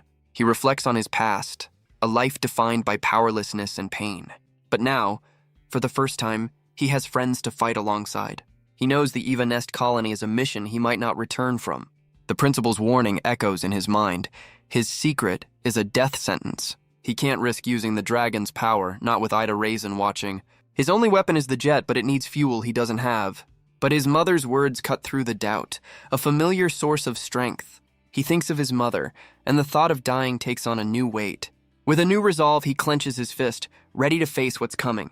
But a sudden, uncontrollable tremor runs through his body as a familiar voice mocks his fear. The dragon spirit emerges from his palm, its form shifting and growing. It boasts of its ancient origins, having fought Evas for eons. It lectures him that those who tremble before a battle are already lost. They always end up begging for their lives. A real confidence booster, this one. The spirit then prophesies that Kurobohi will soon be begging for its power. With a final taunt, it retreats back into his palm, eagerly awaiting his failure. Kurobohi Gui snaps back, trying to argue with the voice in his hand. But he clenches his fist, refusing to give in to the temptation or the fear. He tries to calm himself, the weight of the mission pressing down on him. On a bus full of sleeping soldiers, he is the only one awake to face his demons. The bus finally rolls to a stop, its journey at an end. Ida Racen steps out, calling his students trash as they disembark. Yunagi Senri follows, her usual cheerful demeanor slightly strained. Kani Ibuku clutches a handkerchief, his nerves clearly getting the better of him. The other survivors of the exam look on, their faces grim. A mix of A and B rankers, the last of the first-year elite. Their proctor leads them towards a dark, ominous cave entrance. He confirms their destination, the S-Class Eva Nest Colony. He explains the Evas have already sensed their presence. He then singles out Kaney, demanding an immediate briefing on their target. Kaney explains the colony is a recreation of the Eva's own hellish homeworld. Worse, the air is toxic to their powers, limiting them to a fraction of their strength. Ida Racen confirms the grim news, adding his signature insult for good measure. He explains that conventional weapons are completely useless against these monsters. Their only hope lies in their alpha abilities, the very powers that are now weakened. But Kurobohi Gui's resolve doesn't waver, even in the face of impossible odds. The S-ranker then calls Yunagi forward, her cheerful demeanor completely out of place. She stretches casually, admitting this mission is going to be a tough one. But her definition of tough seems to be synonymous with fun. She removes her eye patch, revealing a golden, glowing eye that begins to scan the area. She unleashes her celestial observation, her golden eye piercing the veil. Her vision plunges deep into the heart of the Eva nest. She navigates the suffocating darkness of the alien labyrinth. With a thoughtful hum, she begins to map out the enemy's territory. She confirms the nest is a confusing maze, its energy signature thick and hard to read. And it's crawling with A-class Evas, which she casually nicknames bipedal ants. Kaney explains her power isn't just sight, but a way to read the very flow of life and energy. As her focus sharpens, the layout of the entire colony becomes clear. And at the center of it all, she finds the S-class boss, the queen of this hive. But as she observes, a new monstrous presence makes itself known on the battlefield. She spots a strange humanoid Eva, unlike any she's seen before. It grabs one of the smaller ant Evas with brutal, overwhelming force, and brings the struggling creature towards its own body. She realizes with dawning horror that it's devouring its own kind, a monster that feeds on other monsters. Well, that's not terrifying at all. Suddenly, its glowing eyes lock onto her, sensing her psychic presence. She's violently thrown back into her own body, her observation shattered. Shaken, she turns to Ida Racen to deliver her terrifying report. This isn't an S-class colony, but an S-plus humanoid nest. She gives a grim assessment. If they proceed, they will all be killed. Kurobohi Gui can only stare, the weight of their suicide mission finally sinking in. Yunagi calmly recommends the only sane course of action, a full retreat. The other students panic at the mention of a humanoid Eva. Kurobohi is confused, believing S-rank was the top of the food chain. Kaney questions how he even got into the academy and offers a quick lesson. He explains the ranking system, a simple pyramid of who gets to survive. The 10 S-rankers are humanity's strongest, but even they have their limits. And S-plus Evas, like the humanoid, are a threat far beyond that limit. These monsters are not just powerful, but intelligent, requiring 2 S-rankers to defeat 1. Yunagi adds that this one has been feasting on its own kind, growing even stronger. She explains this isn't a nest but a farm, and their only option is to retreat. Ida Racen calmly processes this terrifying news, preparing to make his decision. And his decision is to ignore the "we're all going to die" part and proceed anyway. The students are understandably horrified by their proctor's complete lack of a survival instinct. He explains that waiting will only make the monster stronger, so their only option is to attack now. He declares that this small team of students will be the ones to take down the S-plus threat. Kurobohi Gui can only stare at his own empty hand, feeling utterly useless in this situation. But his inner dragon appears, smugly predicting he'll soon be begging for its power. He clenches his fist, refusing to give in to the despair or the temptation. The pressure of the mission and his inner conflict is clearly getting to him. The other students question his sanity as he grapples with his own fear. He admits he was terrified, his fist clenched in a silent battle. But with a familiar, defiant grin, he declares he'll do what he's always done. He vows to face the S+ threat, his conviction unwavering. Hyuga Orin watches, stunned by his impossible courage. His words cut through her own fear, a small smile forming on her face. Inspired, she steps forward, volunteering to lead the charge as an S-ranker. Ida Racen listens, his expression unreadable as she accepts the suicide mission. He accepts her offer, telling her to set an example for the others. As she prepares to enter, Kurobo Higui calls out her name, stopping her in her tracks. He tells her to be careful, but she's already leaping into the darkness. She lands, gathering her focus and a massive amount of energy. The air crackles as the S-rank prodigy prepares to go all out. Kurobo Higui watches, realizing she's drawing in an incredible amount of power. Her eyes snap open, filled with a cold, unwavering resolve. With a shout, she unleashes a torrent of pure, freezing energy. The attack slams into the ground, a beacon of light in the dark cave. A shock wave of ice erupts, a blizzard of destruction tearing through the nest. The wave of absolute zero expands, a promise of a very bad day for the local wildlife. And the first wave of bipedal ants is flash-frozen and shattered in an instant. The ice tears through the horde, shattering the monsters into frozen fragments. In an instant, the entire cave entrance is sealed in a tomb of absolute zero. The sheer scale of her power is a spectacle of beautiful, cold destruction. Her classmates can only stare, stunned by the sight of the frozen wasteland. Unagi explains it's not just ice. She's neutralized the toxic air and frozen every Eva inside. This is the true power of her alpha ability, to stop everything the cold air touches. Kurobo Higui finally understands the terrifying power of a true S-ranker. Ida Racen seizes the moment, rallying the stunned students for the coming assault. He declares that Hyuga has leveled the playing field, allowing them to use their full power. With two S-rankers on their side, he roars that this battle is now theirs to win. He rallies his troops, pointing to Unagi's sight and the elite survivors. He claims they have the advantage, despite facing two legendary monsters. He and Hyuga will take the S+, leaving the S-class queen to the students. With their pride on the line, the students roar in unified agreement. And with that, the small team charges into the frozen heart of the nest. But deep inside, a monstrous grin awaits their arrival. The humanoid Eva seems to be anticipating their attack with glee. It crouches over its latest meal, sensing its next victims are on their way. The students sprint through the icy tunnels, their plan, a quick, clean kill. Led by their S-rank proctors, they charge deeper into the alien labyrinth. Kurobo Higui sprints through the frozen labyrinth, his eyes wide. He marvels at the sheer scale of Hyuga's power, a testament to a true S-ranker. Up ahead, Unagi navigates the icy tunnels as Ida Racen follows her lead. But her psychic sight reveals a sudden deadly ambush from above. An unfrozen Eva lunges from the ceiling, its scythe-like arm ready to strike. But one of the B-rank students, Tada Yoshihito, steps up to intercept. He unleashes a rapid-fire barrage of energy, blasting the monster back.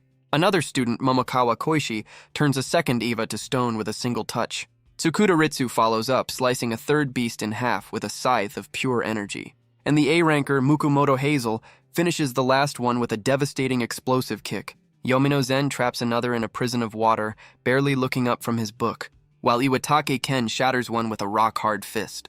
Kurobo Higui can only watch, stunned by their efficiency. He realizes these elite students are on a completely different level. Inspired, he vows to keep up, if he can just figure out how. Ida Racen orders the students to clear the remaining threats.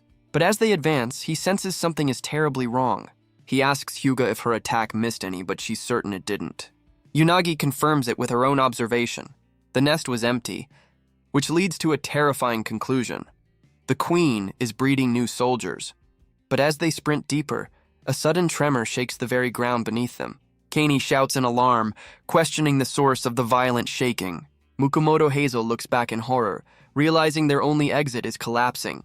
Unagi activates her celestial observation, trying to get a read on the new threat. A massive chunk of the ceiling gives way, plummeting towards the entrance.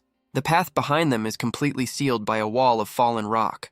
The students realize with dawning horror that they are now trapped. So much for a quick in-and-out mission. But their problems are just beginning, as Hyuga's ice wall begins to crack. The fractures spread like lightning across the frozen surface, and with a deafening roar, her absolute zero defense shatters into a million pieces. The students are thrown off balance as the ice shatters around them. Hyuga realizes with horror her ultimate attack was just cancelled. Unagi detects an overwhelming surge of star elements, and the source of that power makes its grand, unwelcome entrance. The S+ humanoid Eva, and it looks absolutely thrilled to see them. Kaini panics, realizing the monster is now blocking their only way out. Unagi explains the horrifying truth. They've been lured into a trap. The monster used the frozen Evas as bait, then circled around to seal their fate. This thing is smarter than half the student body. An S+ Eva with intelligence, a terrifying combination. Even the stoic Ida Rasen can only curse their impossible situation. Enraged, Tada Yoshihito tries to unleash his power, but his alpha ability sputters and dies in his hands.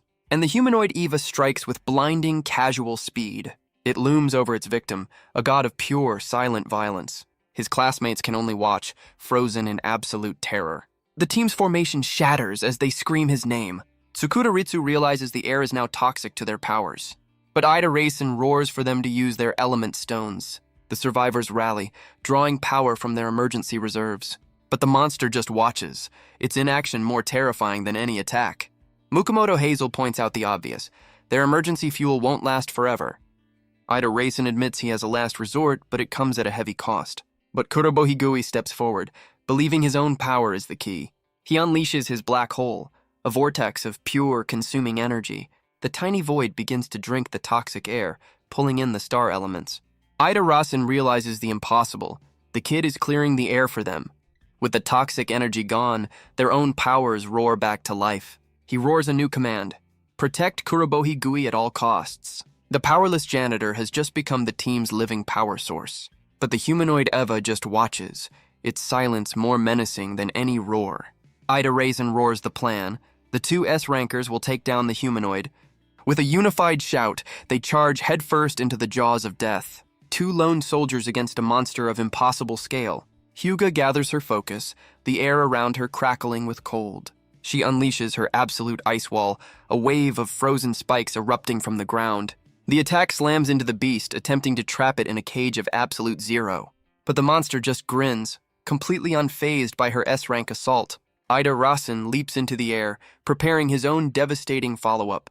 He gathers a swirling sphere of pure destructive energy in his palm, and with a roar, he unleashes a torrent of his own S-rank power. His attack is a blade of pure, compressed air, a slash of green energy, and it tears the humanoid Eva to pieces in a single decisive strike. Ida Racen stands victorious, declaring that together, humanity can overcome any threat. The other students are in awe, recognizing his legendary air slash ability. He crushes the monster's head under his boot, a final act of dominance. But he's not taking any chances, preparing to obliterate what's left. Suddenly, a sinister laugh echoes from the dismembered corpse. The Eva's severed head reanimates with a terrifying manic grin, and with a single invisible blow, it sends the S-ranker flying. Ida Racen is slammed into the wall, his victory lasting all of 5 seconds. Hyuga screams his name, horrified by the sudden, brutal reversal. The severed pieces of the monster begin to writhe and reform. Its flesh pulls together, a grotesque display of rapid regeneration. It casually reattaches its own head because of course it can, and just like that, the monster is back in one piece, good as new. Hyuga can only stare, her mind struggling to process the impossible. The fatal wound from the S-ranker's attack is completely gone. The monster declares its hunger, its power now fully restored, and its glowing eyes lock onto the buffet of students before it. Mukomoto Hazel screams for the others to form a defensive line, but Kurobo Higui strains, the toxic energy he's absorbing taking a heavy toll. He collapses to the ground, screaming as the power overloads his system. Mukomoto Hazel turns in alarm as their living power source suddenly goes offline. He writhes in agony, the mark on his palm glowing with a dangerous blue light. She realizes with horror that he's absorbed too much of the toxic energy. And the humanoid Eva has finally decided to stop spectating. It moves with blinding speed, striking down Yomino Zen from behind. Enraged, Tsukudaritsu unleashes his own ultimate attack, the Star Scythe. His spectral blade takes shape, a weapon of pure concentrated energy. But his power fizzles out, his emergency element stone suddenly useless. The monster strikes again, taking down Tada Yoshihito from behind. He collapses to the ground, his emergency power source now useless. The humanoid looms over him, mocking his reliance on a crutch. It flashes a terrifying grin, clearly enjoying the one-sided hunt. The others realize the horrifying truth. Their powers are being actively suppressed. But Hyuga Orion refuses to back down, unleashing a storm of ice. 1,000 frozen pillars slam into the S+ monster. The beast shatters her attack with a single contemptuous step. So much for that plan. Hyuga stands as the last line of defense for her terrified classmates. She orders a full retreat, vowing to hold the monster off herself. The humanoid Eva just watches, its grin widening with sadistic glee. But a new sound echoes as more monsters, glowing with green energy, arrive. The students are completely surrounded, the trap finally sprung. With Hyuga's ice gone, the full might of the nest descends upon them. The humanoid declares that now it can finally enjoy its meal. The remaining students fall to their knees, their hope completely extinguished. But Kurobohi Gui grits his teeth, still fighting the power coursing through him. The new horde lunges, and the students are thrown into a desperate, losing battle. Apparently, the buffet is now open. Hyuga summons a shield of ice, still protecting her classmates to the last. But Kani is sent flying, the first of the survivors to fall. Tada Yoshihito screams in despair, blaming himself for their failure. But one of the smaller Evas moves in for the kill. Tsukuda Ritsu and Momokawa Koishi can only watch, helpless. The monster raises its blade, ready to execute the fallen students. It brings its scythe down on Tada Yoshihito, a final, merciless blow. He can only shut his eyes, accepting his fate. The attack connects in a brutal, final impact. But in the darkness, a familiar white eye snaps open. Kurobohi Gui stands, his body now a vessel for an ancient power. His inner world awakens, the dragon's power finally unleashed. Kurobohi Gui's consciousness drifts in a familiar, dark expanse.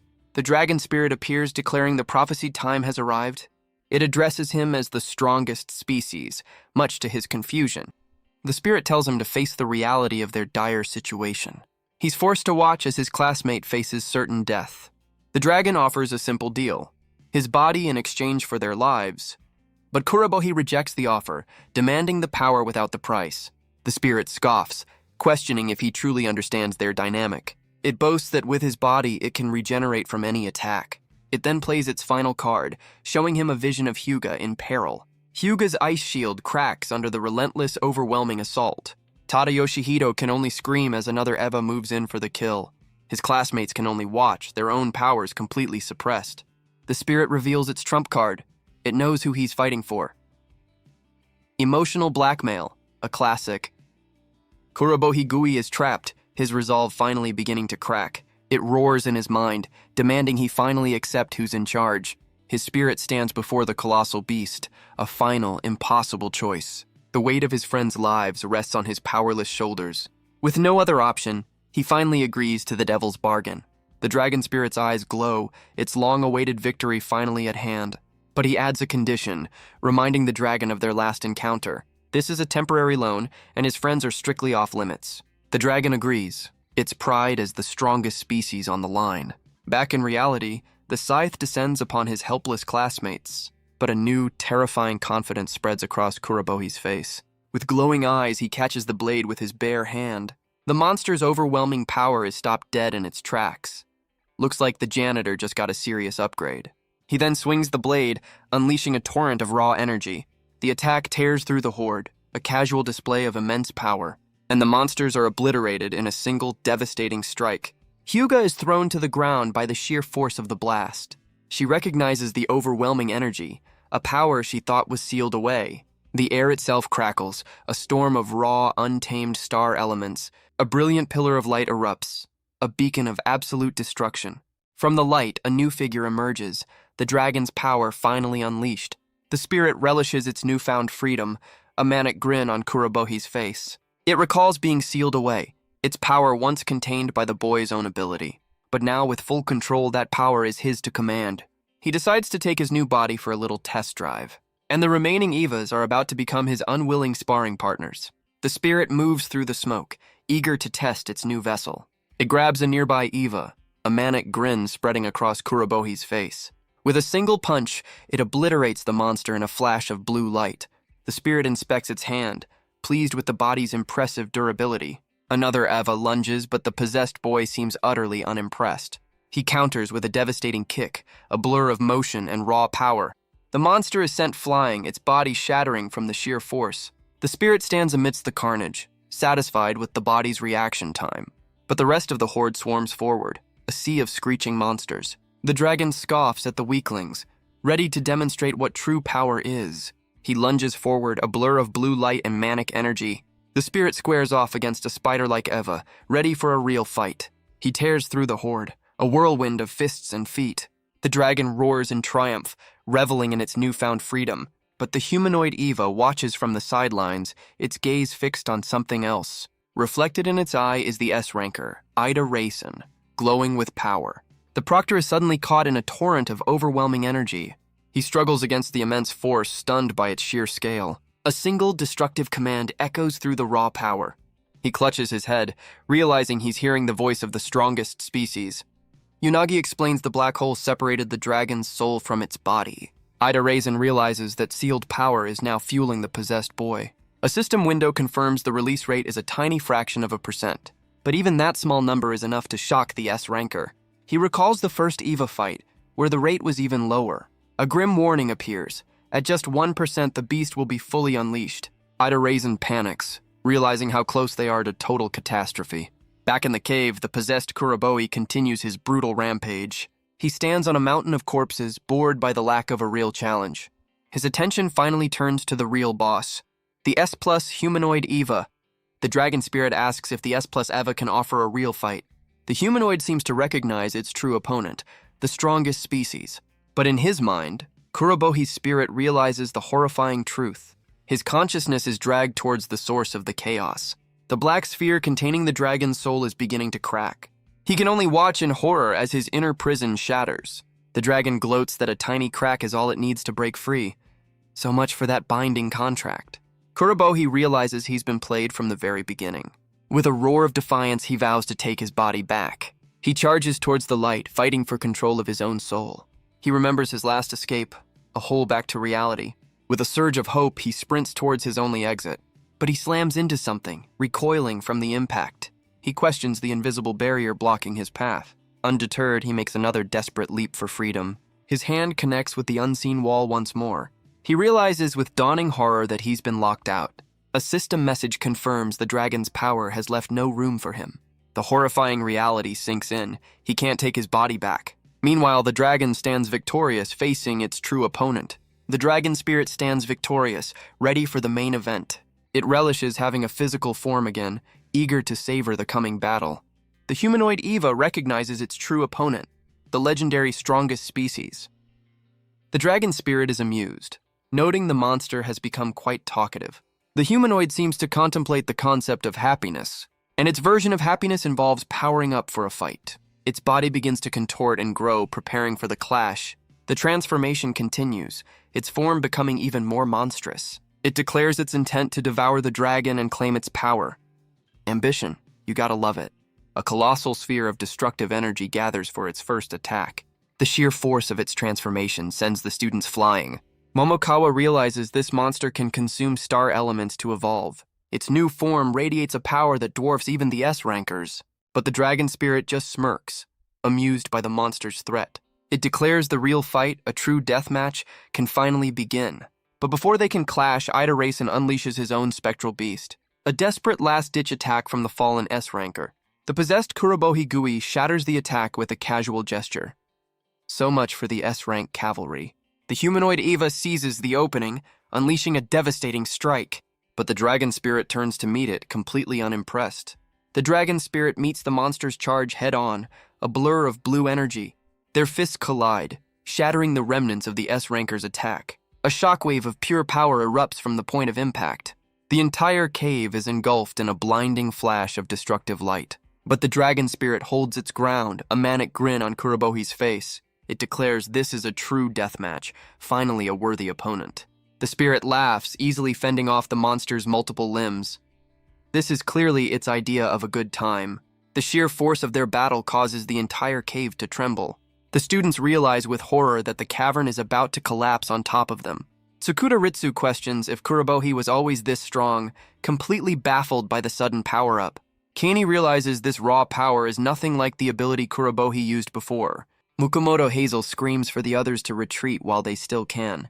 She insists their only priority now is to survive and report back. She tells Hyuga to use her power to blast open their sealed exit. But the possessed Kurobohi Gui gathers a sphere of raw blue energy. He unleashes a torrent of power, not at the monsters, but at the exit. The energy solidifies into a barrage of sharp, crystalline spikes, and their only escape route is sealed even tighter than before. The dragon spirit declares that no one is leaving this cave. It grins, telling the humans to stay put and enjoy the show. Mukomoto Hazel and Momokawa Koishi can only watch in horror. The humanoid Eva taunts him for being distracted during their fight, but the dragon spirit's fist connects with a brutal, overwhelming impact. He follows through with the blow, a manic grin on his borrowed face, and unleashes a devastating beam of pure, concentrated energy. The spirit complains the surprise attack made it use too much force. It scoffs that even an S+ Eva is no match for its true power. With the monster gone, its attention turns to the terrified survivors. Looks like the show isn't over yet. It promises to torture them all, wanting the real Kuroboi to watch in despair. The students realize the monster they were saved from was the lesser of two evils. Kurobohi's spirit screams, reminding the dragon of its broken promise. The spirit scoffs, calling him a fool for trusting the king of Evas. He clenches his fist, his rage boiling over at the betrayal. He can only scream in frustration, trapped in his own mind. He makes another desperate charge towards the light, his only exit. But he's thrown back again by the invisible barrier. His fist slams against the wall, a prisoner in his own soul. He pounds on the barrier, his desperation growing with every second. He begs the system to remove the wall and return him to his body, but he remains trapped, a ghost watching his own life unfold. The dragon spirit mocks Kurobohi's trapped soul from within. Back in reality, the possessed boy turns to his terrified classmates. He sees them not as friends, but as toys for his amusement.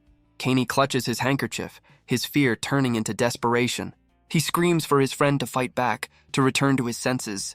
But the spirit scoffs, declaring itself the strongest species. The others are stunned, realizing the horrifying truth of the possession. Kaney connects the dots, the impossible words echoing in his mind. A torrent of raw, untamed energy erupts from the possessed boy. He flexes his power, asking if they can feel what a real god is like. Kaney recognizes the overwhelming power, the same as the monster that attacked their school.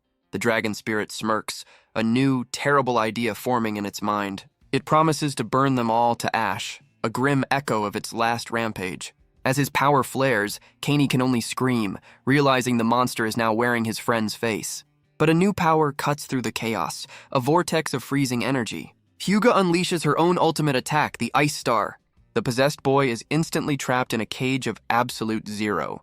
The S-rank prodigy stands firm, having frozen the threat in its tracks. A bold move considering who she's up against. She orders the others to retreat, vowing to hold off the monster herself. Her classmates can only watch in horror, screaming her name as she faces the god-tier threat alone. Kaney pleads with her to escape, insisting they should all survive together. But Hyuga recalls her solemn vow to stop Kurobohi if he ever lost control. She knows her ice prison won't hold the monster for very long, so she turns her remaining power towards their only way out, unleashing 1,000 pillars of ice at the sealed exit. The attack shatters the rock wall the dragon spirit created. A blizzard of destruction tears through the rubble, and just like that, a path to freedom is cleared. Guess she's good for more than just making ice cubes. Mukomoto Hazel rallies the survivors, vowing not to waste her sacrifice.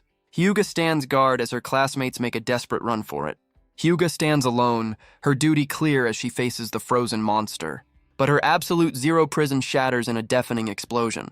The possessed boy emerges, mocking her pathetic attempt to stop him. The S-rank prodigy can only stare, her ultimate attack utterly useless. He scoffs that letting the others escape has changed nothing. With a manic grin, he declares his intent to burn the world to ash. But first, he promises to have a little fun with her. He'll torture her just to watch the real Kurobohi suffer. Well, that's just evil. The chilling threat hits Hyuga harder than any physical blow. She grits her teeth, facing a monster that attacks the body and the soul. But Hyuga extends a hand, challenging the monster wearing her friend's face. She gathers all her remaining power, vowing to stop him at any cost. The dragon spirit just smirks, impressed by the quality of her energy. He taunts her, saying her resolve makes her a more entertaining toy. He unleashes his own power, a storm of blue energy erupting around him.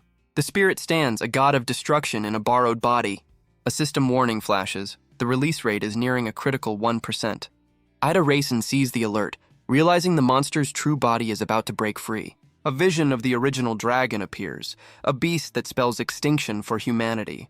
The S-ranker is blasted back by the sheer force of the dragon's awakening power. A system window appears, initiating a final terrifying countdown. Trapped in his mind, Kurobohi Gui panics, desperate to stop the clock. But the system offers a new unknown option: Apex Predator Reversal Mode. He stares at the prompt, completely baffled by this last-ditch power-up. The system explains the price. His own body will be consumed and erased. The horrifying reality of the choice sinks in. To save the world, he would have to simply disappear. A pretty steep price for a former janitor. And all the while, the clock ticks down to the dragon's full release.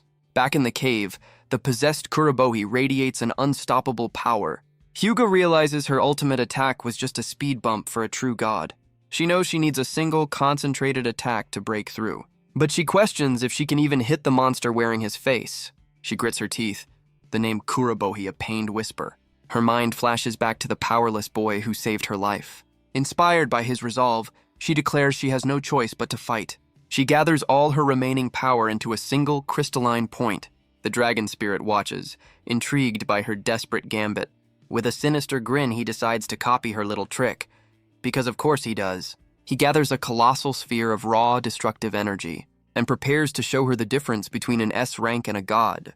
The dragon spirit gathers a sphere of its own raw, destructive power. He clenches his fist, condensing the energy into a single, terrifying point. With a condescending smirk, he points, mocking the little girl before him.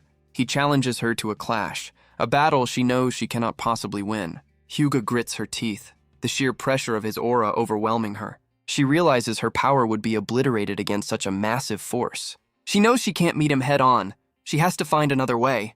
But against a god, she struggles to find any opening at all. Suddenly, an explosion rocks the cavern from a different direction. Ida Racin emerges from the rubble, battered but not yet broken. He grits his teeth, finally acknowledging the true power of the strongest species. With a roar, he unleashes one last desperate attack on the possessed boy. But the dragon spirit just smirks, mocking his persistent but slow movements. Meanwhile, the humanoid Ava roars, drawn to the overwhelming power. It transforms, vowing to devour the dragon and claim its strength for itself. The two S+ threats converge on the possessed boy in a chaotic clash. But the dragon spirit easily catches the monster's punch, finding the whole thing rather entertaining. Ida Racin's attack screams forward, his final gambit in the air. Looks like everyone wants a piece of our boy today.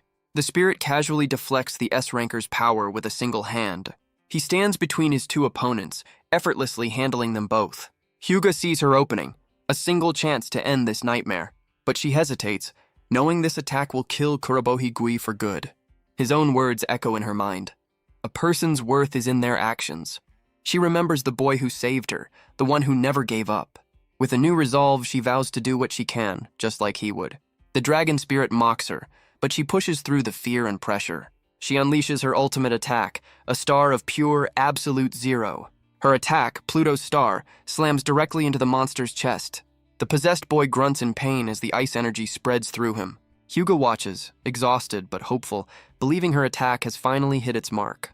The possessed boy roars in pain as the ice spreads through his chest. But the dragon spirit's response is to rip off its own arm. A totally normal reaction. It hurls the severed limb, now a bomb of pure energy at the other S-ranker. The attack screams towards Ida Racin, a last-ditch, desperate gambit. The S-ranker is engulfed in the blast, caught completely off guard. The resulting explosion rocks the cavern, a shockwave of raw, untamed power. Ida Racin realizes the cave is about to collapse on top of them all.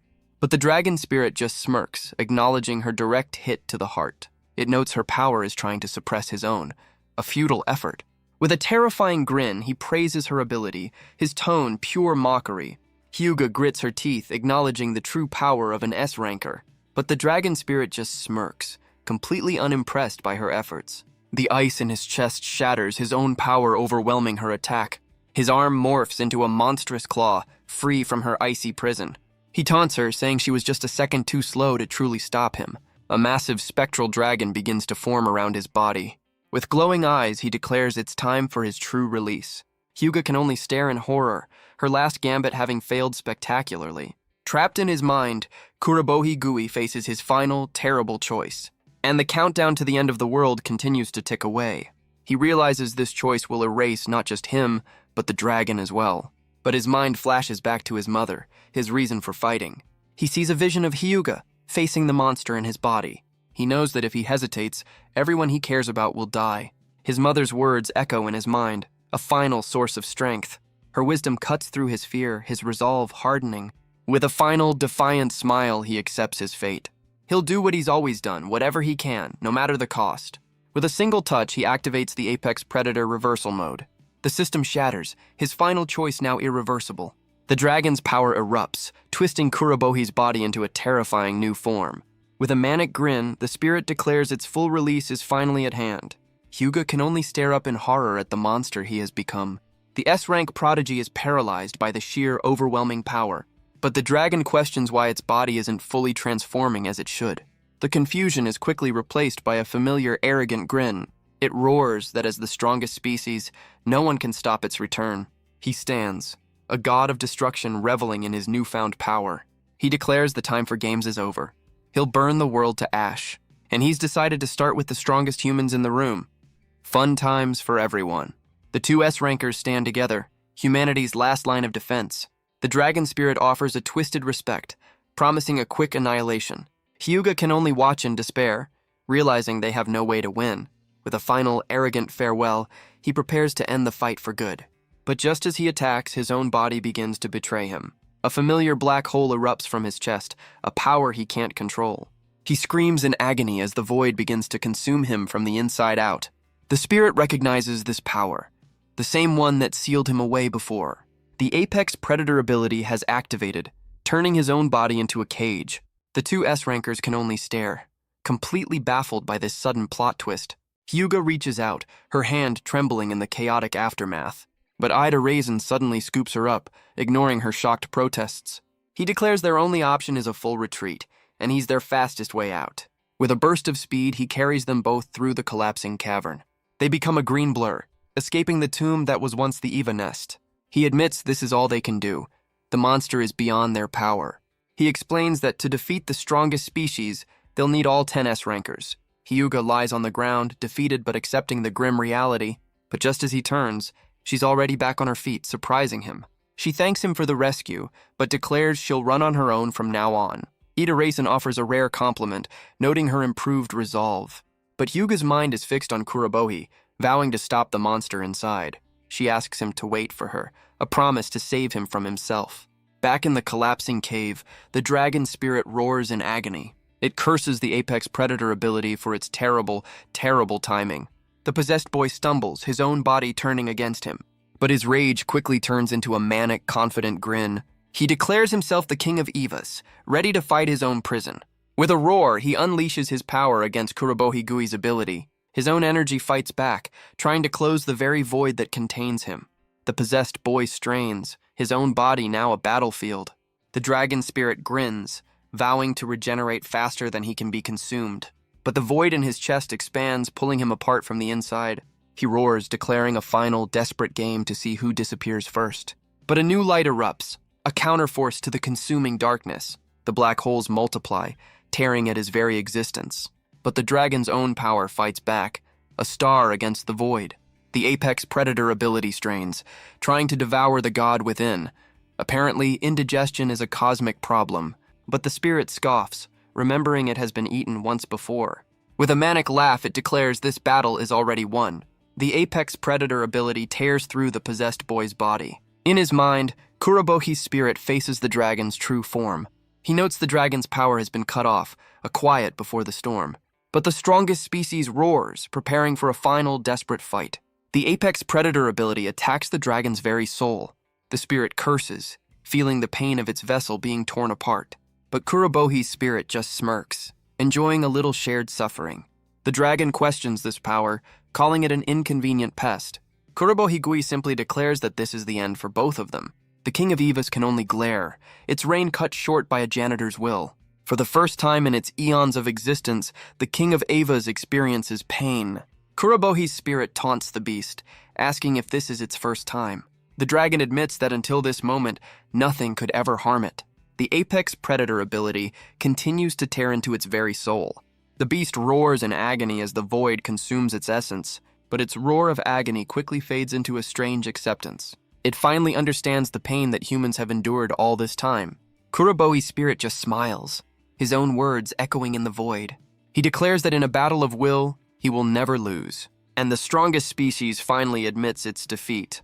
The dragon offers a final, grudging respect to its mortal vessel. It calls him by his full name, a strange moment of recognition. But Kuroboi's expression shifts into a wide, knowing grin. He throws the dragon's own title right back in its face. The King of Evas can only watch as its reign comes to an end. The apex predator ability rushes forward to finish its work. The void consumes the ancient beast, erasing it from existence.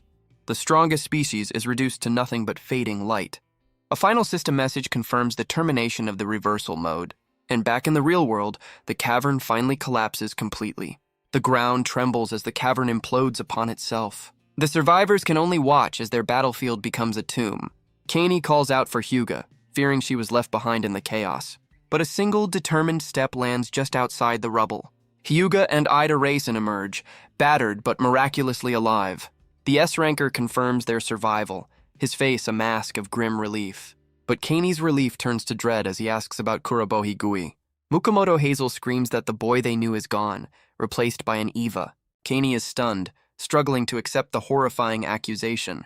He remembers the friend who believed in him, refusing to see a monster. But Kaney refuses to believe it, insisting his friend could never be a monster. Hyuga steps in, explaining his black hole sealed the beast from Hachi. Hazel's eyes widen, remembering the dragon that attacked their school. She explains he released it to save them, but lost control of the power. Ida Racen can only grit his teeth, his anger palpable. He scoffs at the lame guy, clearly a big fan of positive reinforcement. He reports their failure, demanding to know about reinforcements. The principal's aide confirms a unit is on its way, led by the commander himself. But Unagi looks on, suggesting reinforcements may not be necessary. Ida demands to know what she means, turning to the collapsed nest.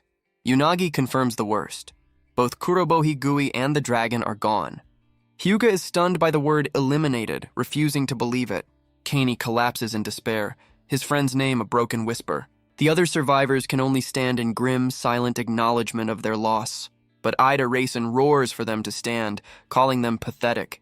A real motivational speaker, this one.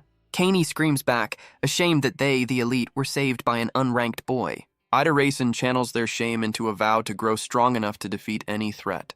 His words seem to strike a chord with the remaining students. And the survivors roar back in unified agreement, their resolve hardened.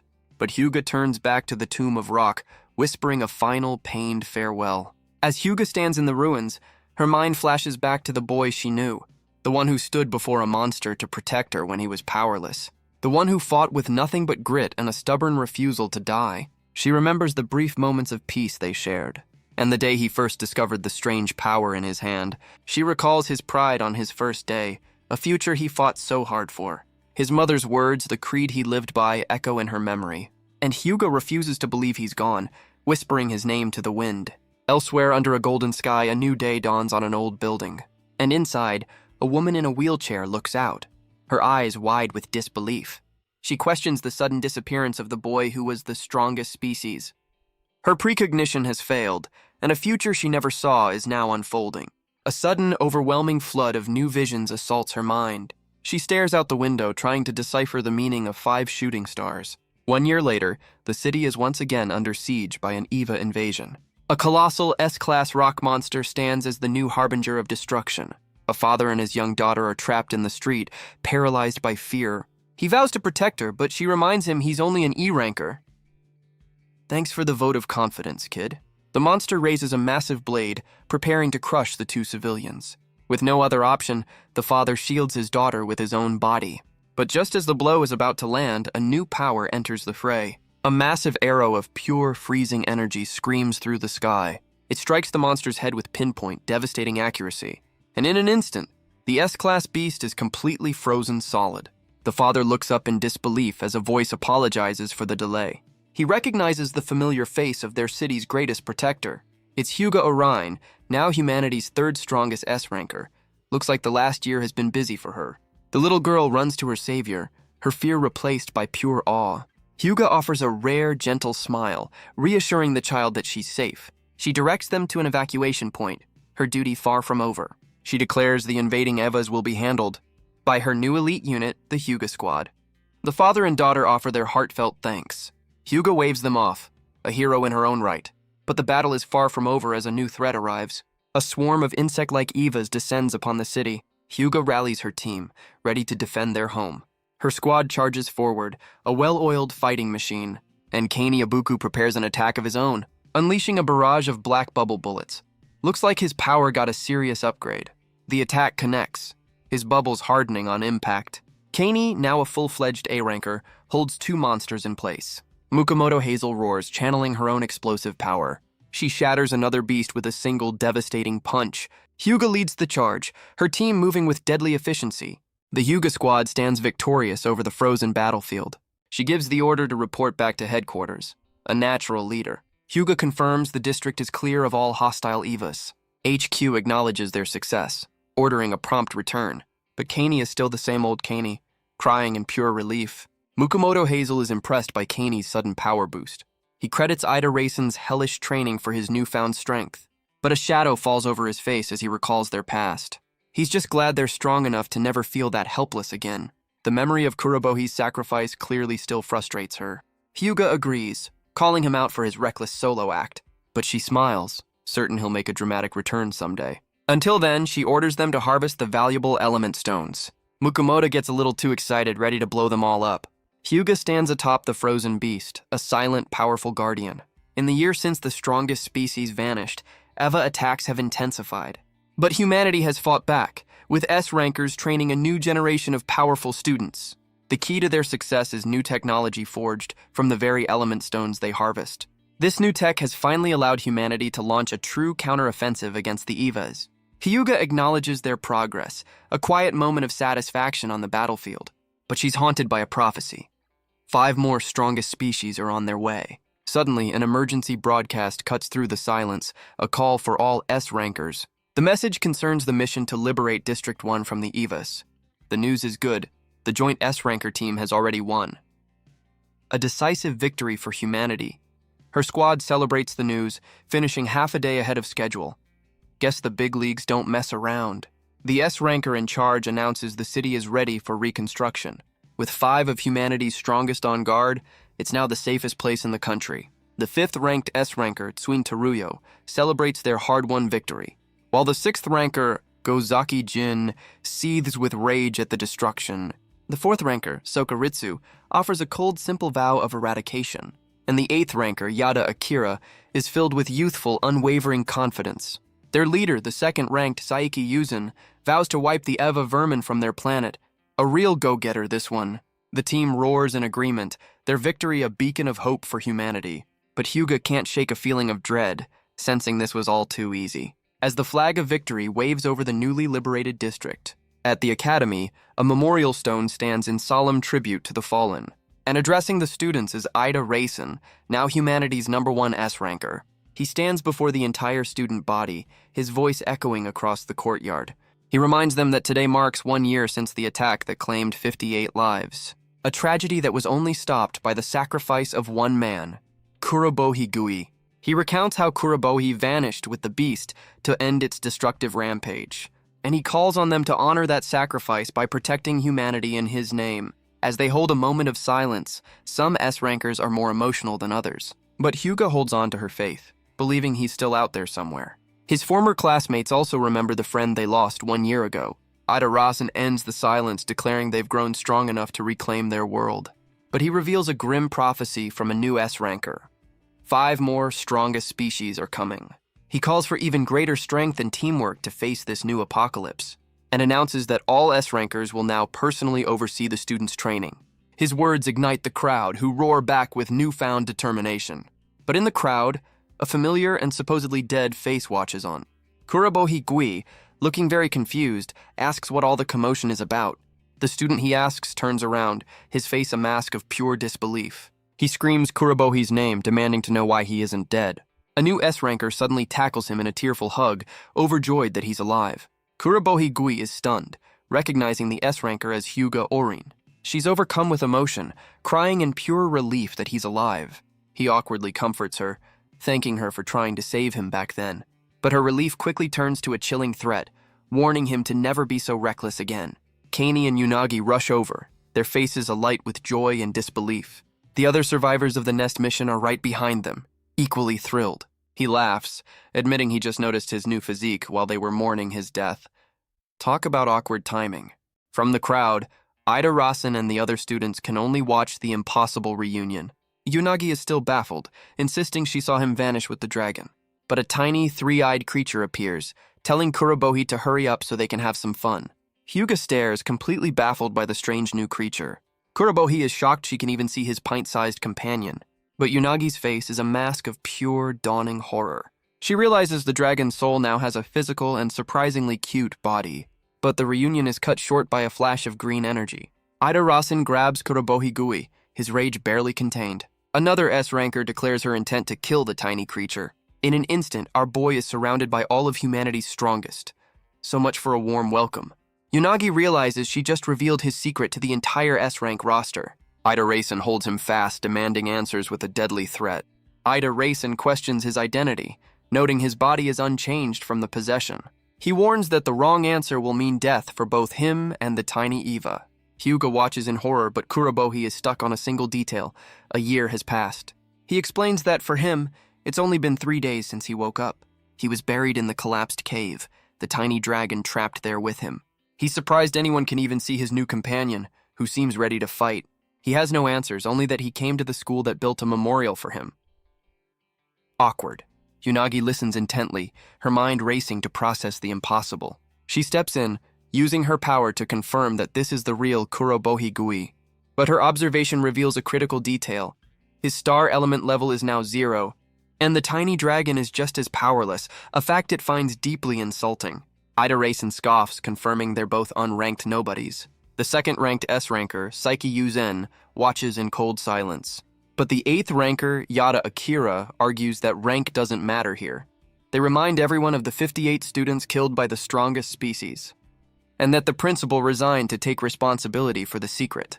They declare that if the monster is back, their only option is elimination. Kurobohi Gui listens, his expression hardening at the verdict. The S-ranker's duty is clear: protect humanity at any cost. But our boy just smirks, finding the threat of death interesting.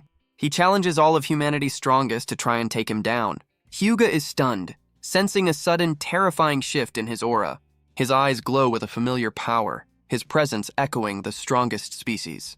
But just as quickly, he snaps back to reality, confused by his own words.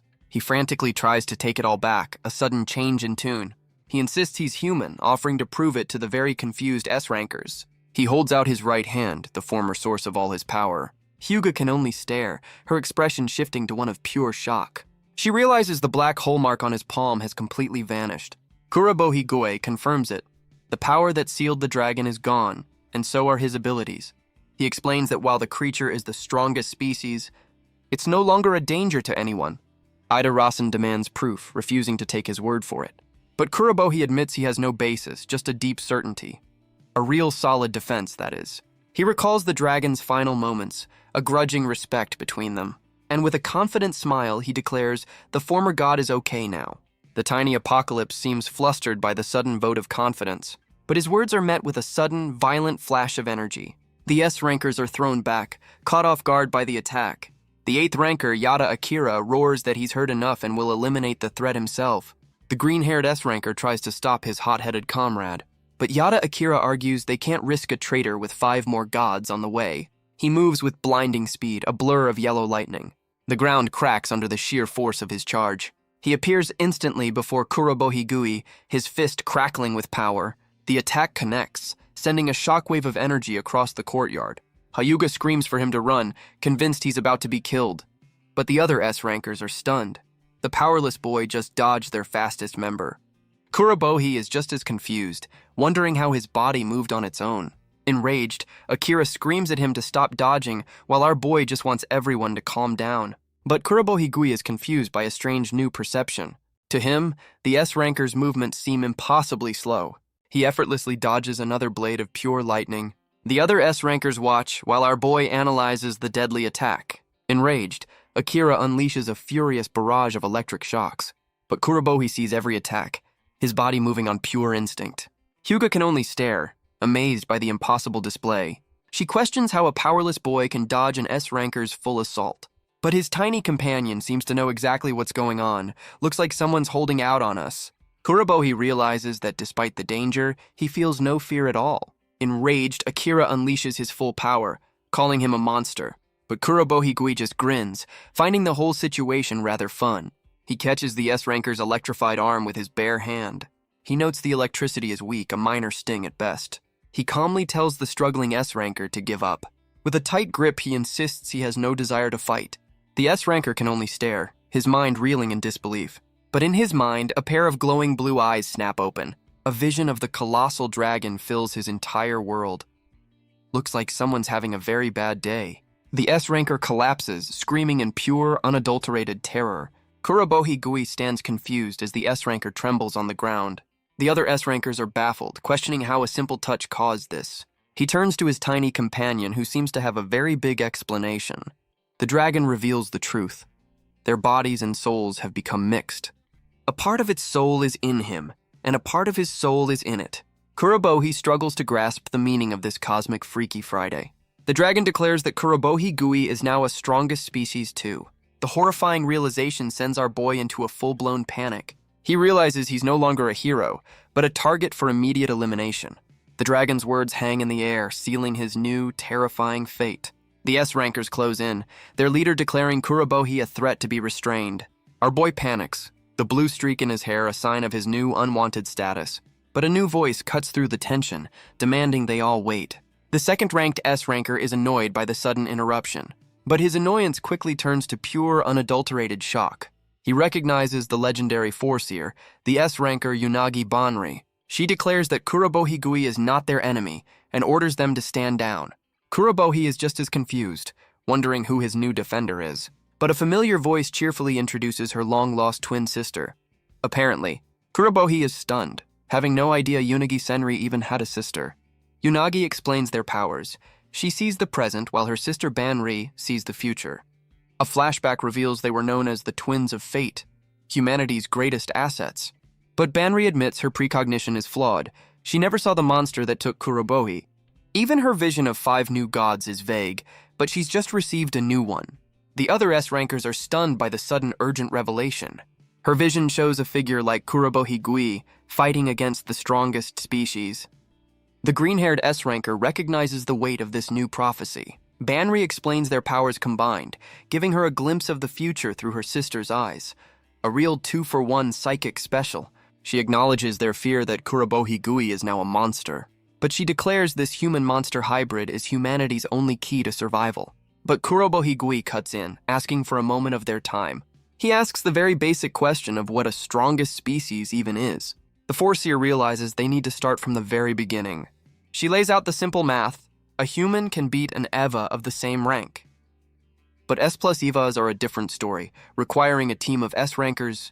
And then there's the strongest species, a threat that defies all known scales. His tiny companion looks smug, as if this is all common knowledge. Banri recounts the first attack, a battle that nearly wiped out humanity's strongest. She reveals the devastating cost. A single one of these beasts can mean extinction, which is why their only hope is the boy who is both human and monster. But their debate is cut short by a special alert echoing across the city. A massive beam of red energy descends from the heavens and slams into a nearby district with apocalyptic force. The impact site is just 50 kilometers from the academy. The local defense squad rushes towards the cloud of destruction. Their A-rank captain, Yoshino Susumu, fears the worst. His system confirms an S-plus level threat has just appeared and orders all A-rankers and below to evacuate immediately, so basically everyone here. From the smoke, a colossal draconic Eva emerges, its eyes glowing with malice. The captain realizes with dawning horror that one of the prophesied gods has arrived. The colossal beast roars, its body crackling with raw red energy. Its eyes glow with malice, a true predator in its natural element. The local soldiers can only scream as the monster descends upon them. They realize this isn't just an Eva, it's one of the strongest species. But a new sound cuts through the chaos, drawing their attention. A blinding light builds along the dragon's spine, a surge of raw power. The energy erupts, a beacon of destruction in the ruined city. And from the light, a new figure begins to tear its way out. So this thing is a living, breathing nesting doll of death. A horned humanoid being stands atop the beast, newly born into the world. He touches his throat, surprised by the sound of his own voice. The soldier stares up, recognizing the face of his own captain, Yoshino. The new god flexes, still adjusting to his borrowed physical form. He reveals he copied the body from the DNA of the human he devoured. The real Captain Yoshino can only scream, his terror absolute. The god looks down on the terrified soldier, a predator eyeing its prey. He declares his intent to enjoy this new world. In a genocidal, touristy kind of way. And his idea of fun is a simple hunt for the local wildlife. He moves with blinding speed, a blur of motion and malice. He grabs the captain, vowing to hunt the other two gods on this planet. And by devouring them, he plans to become king of the universe.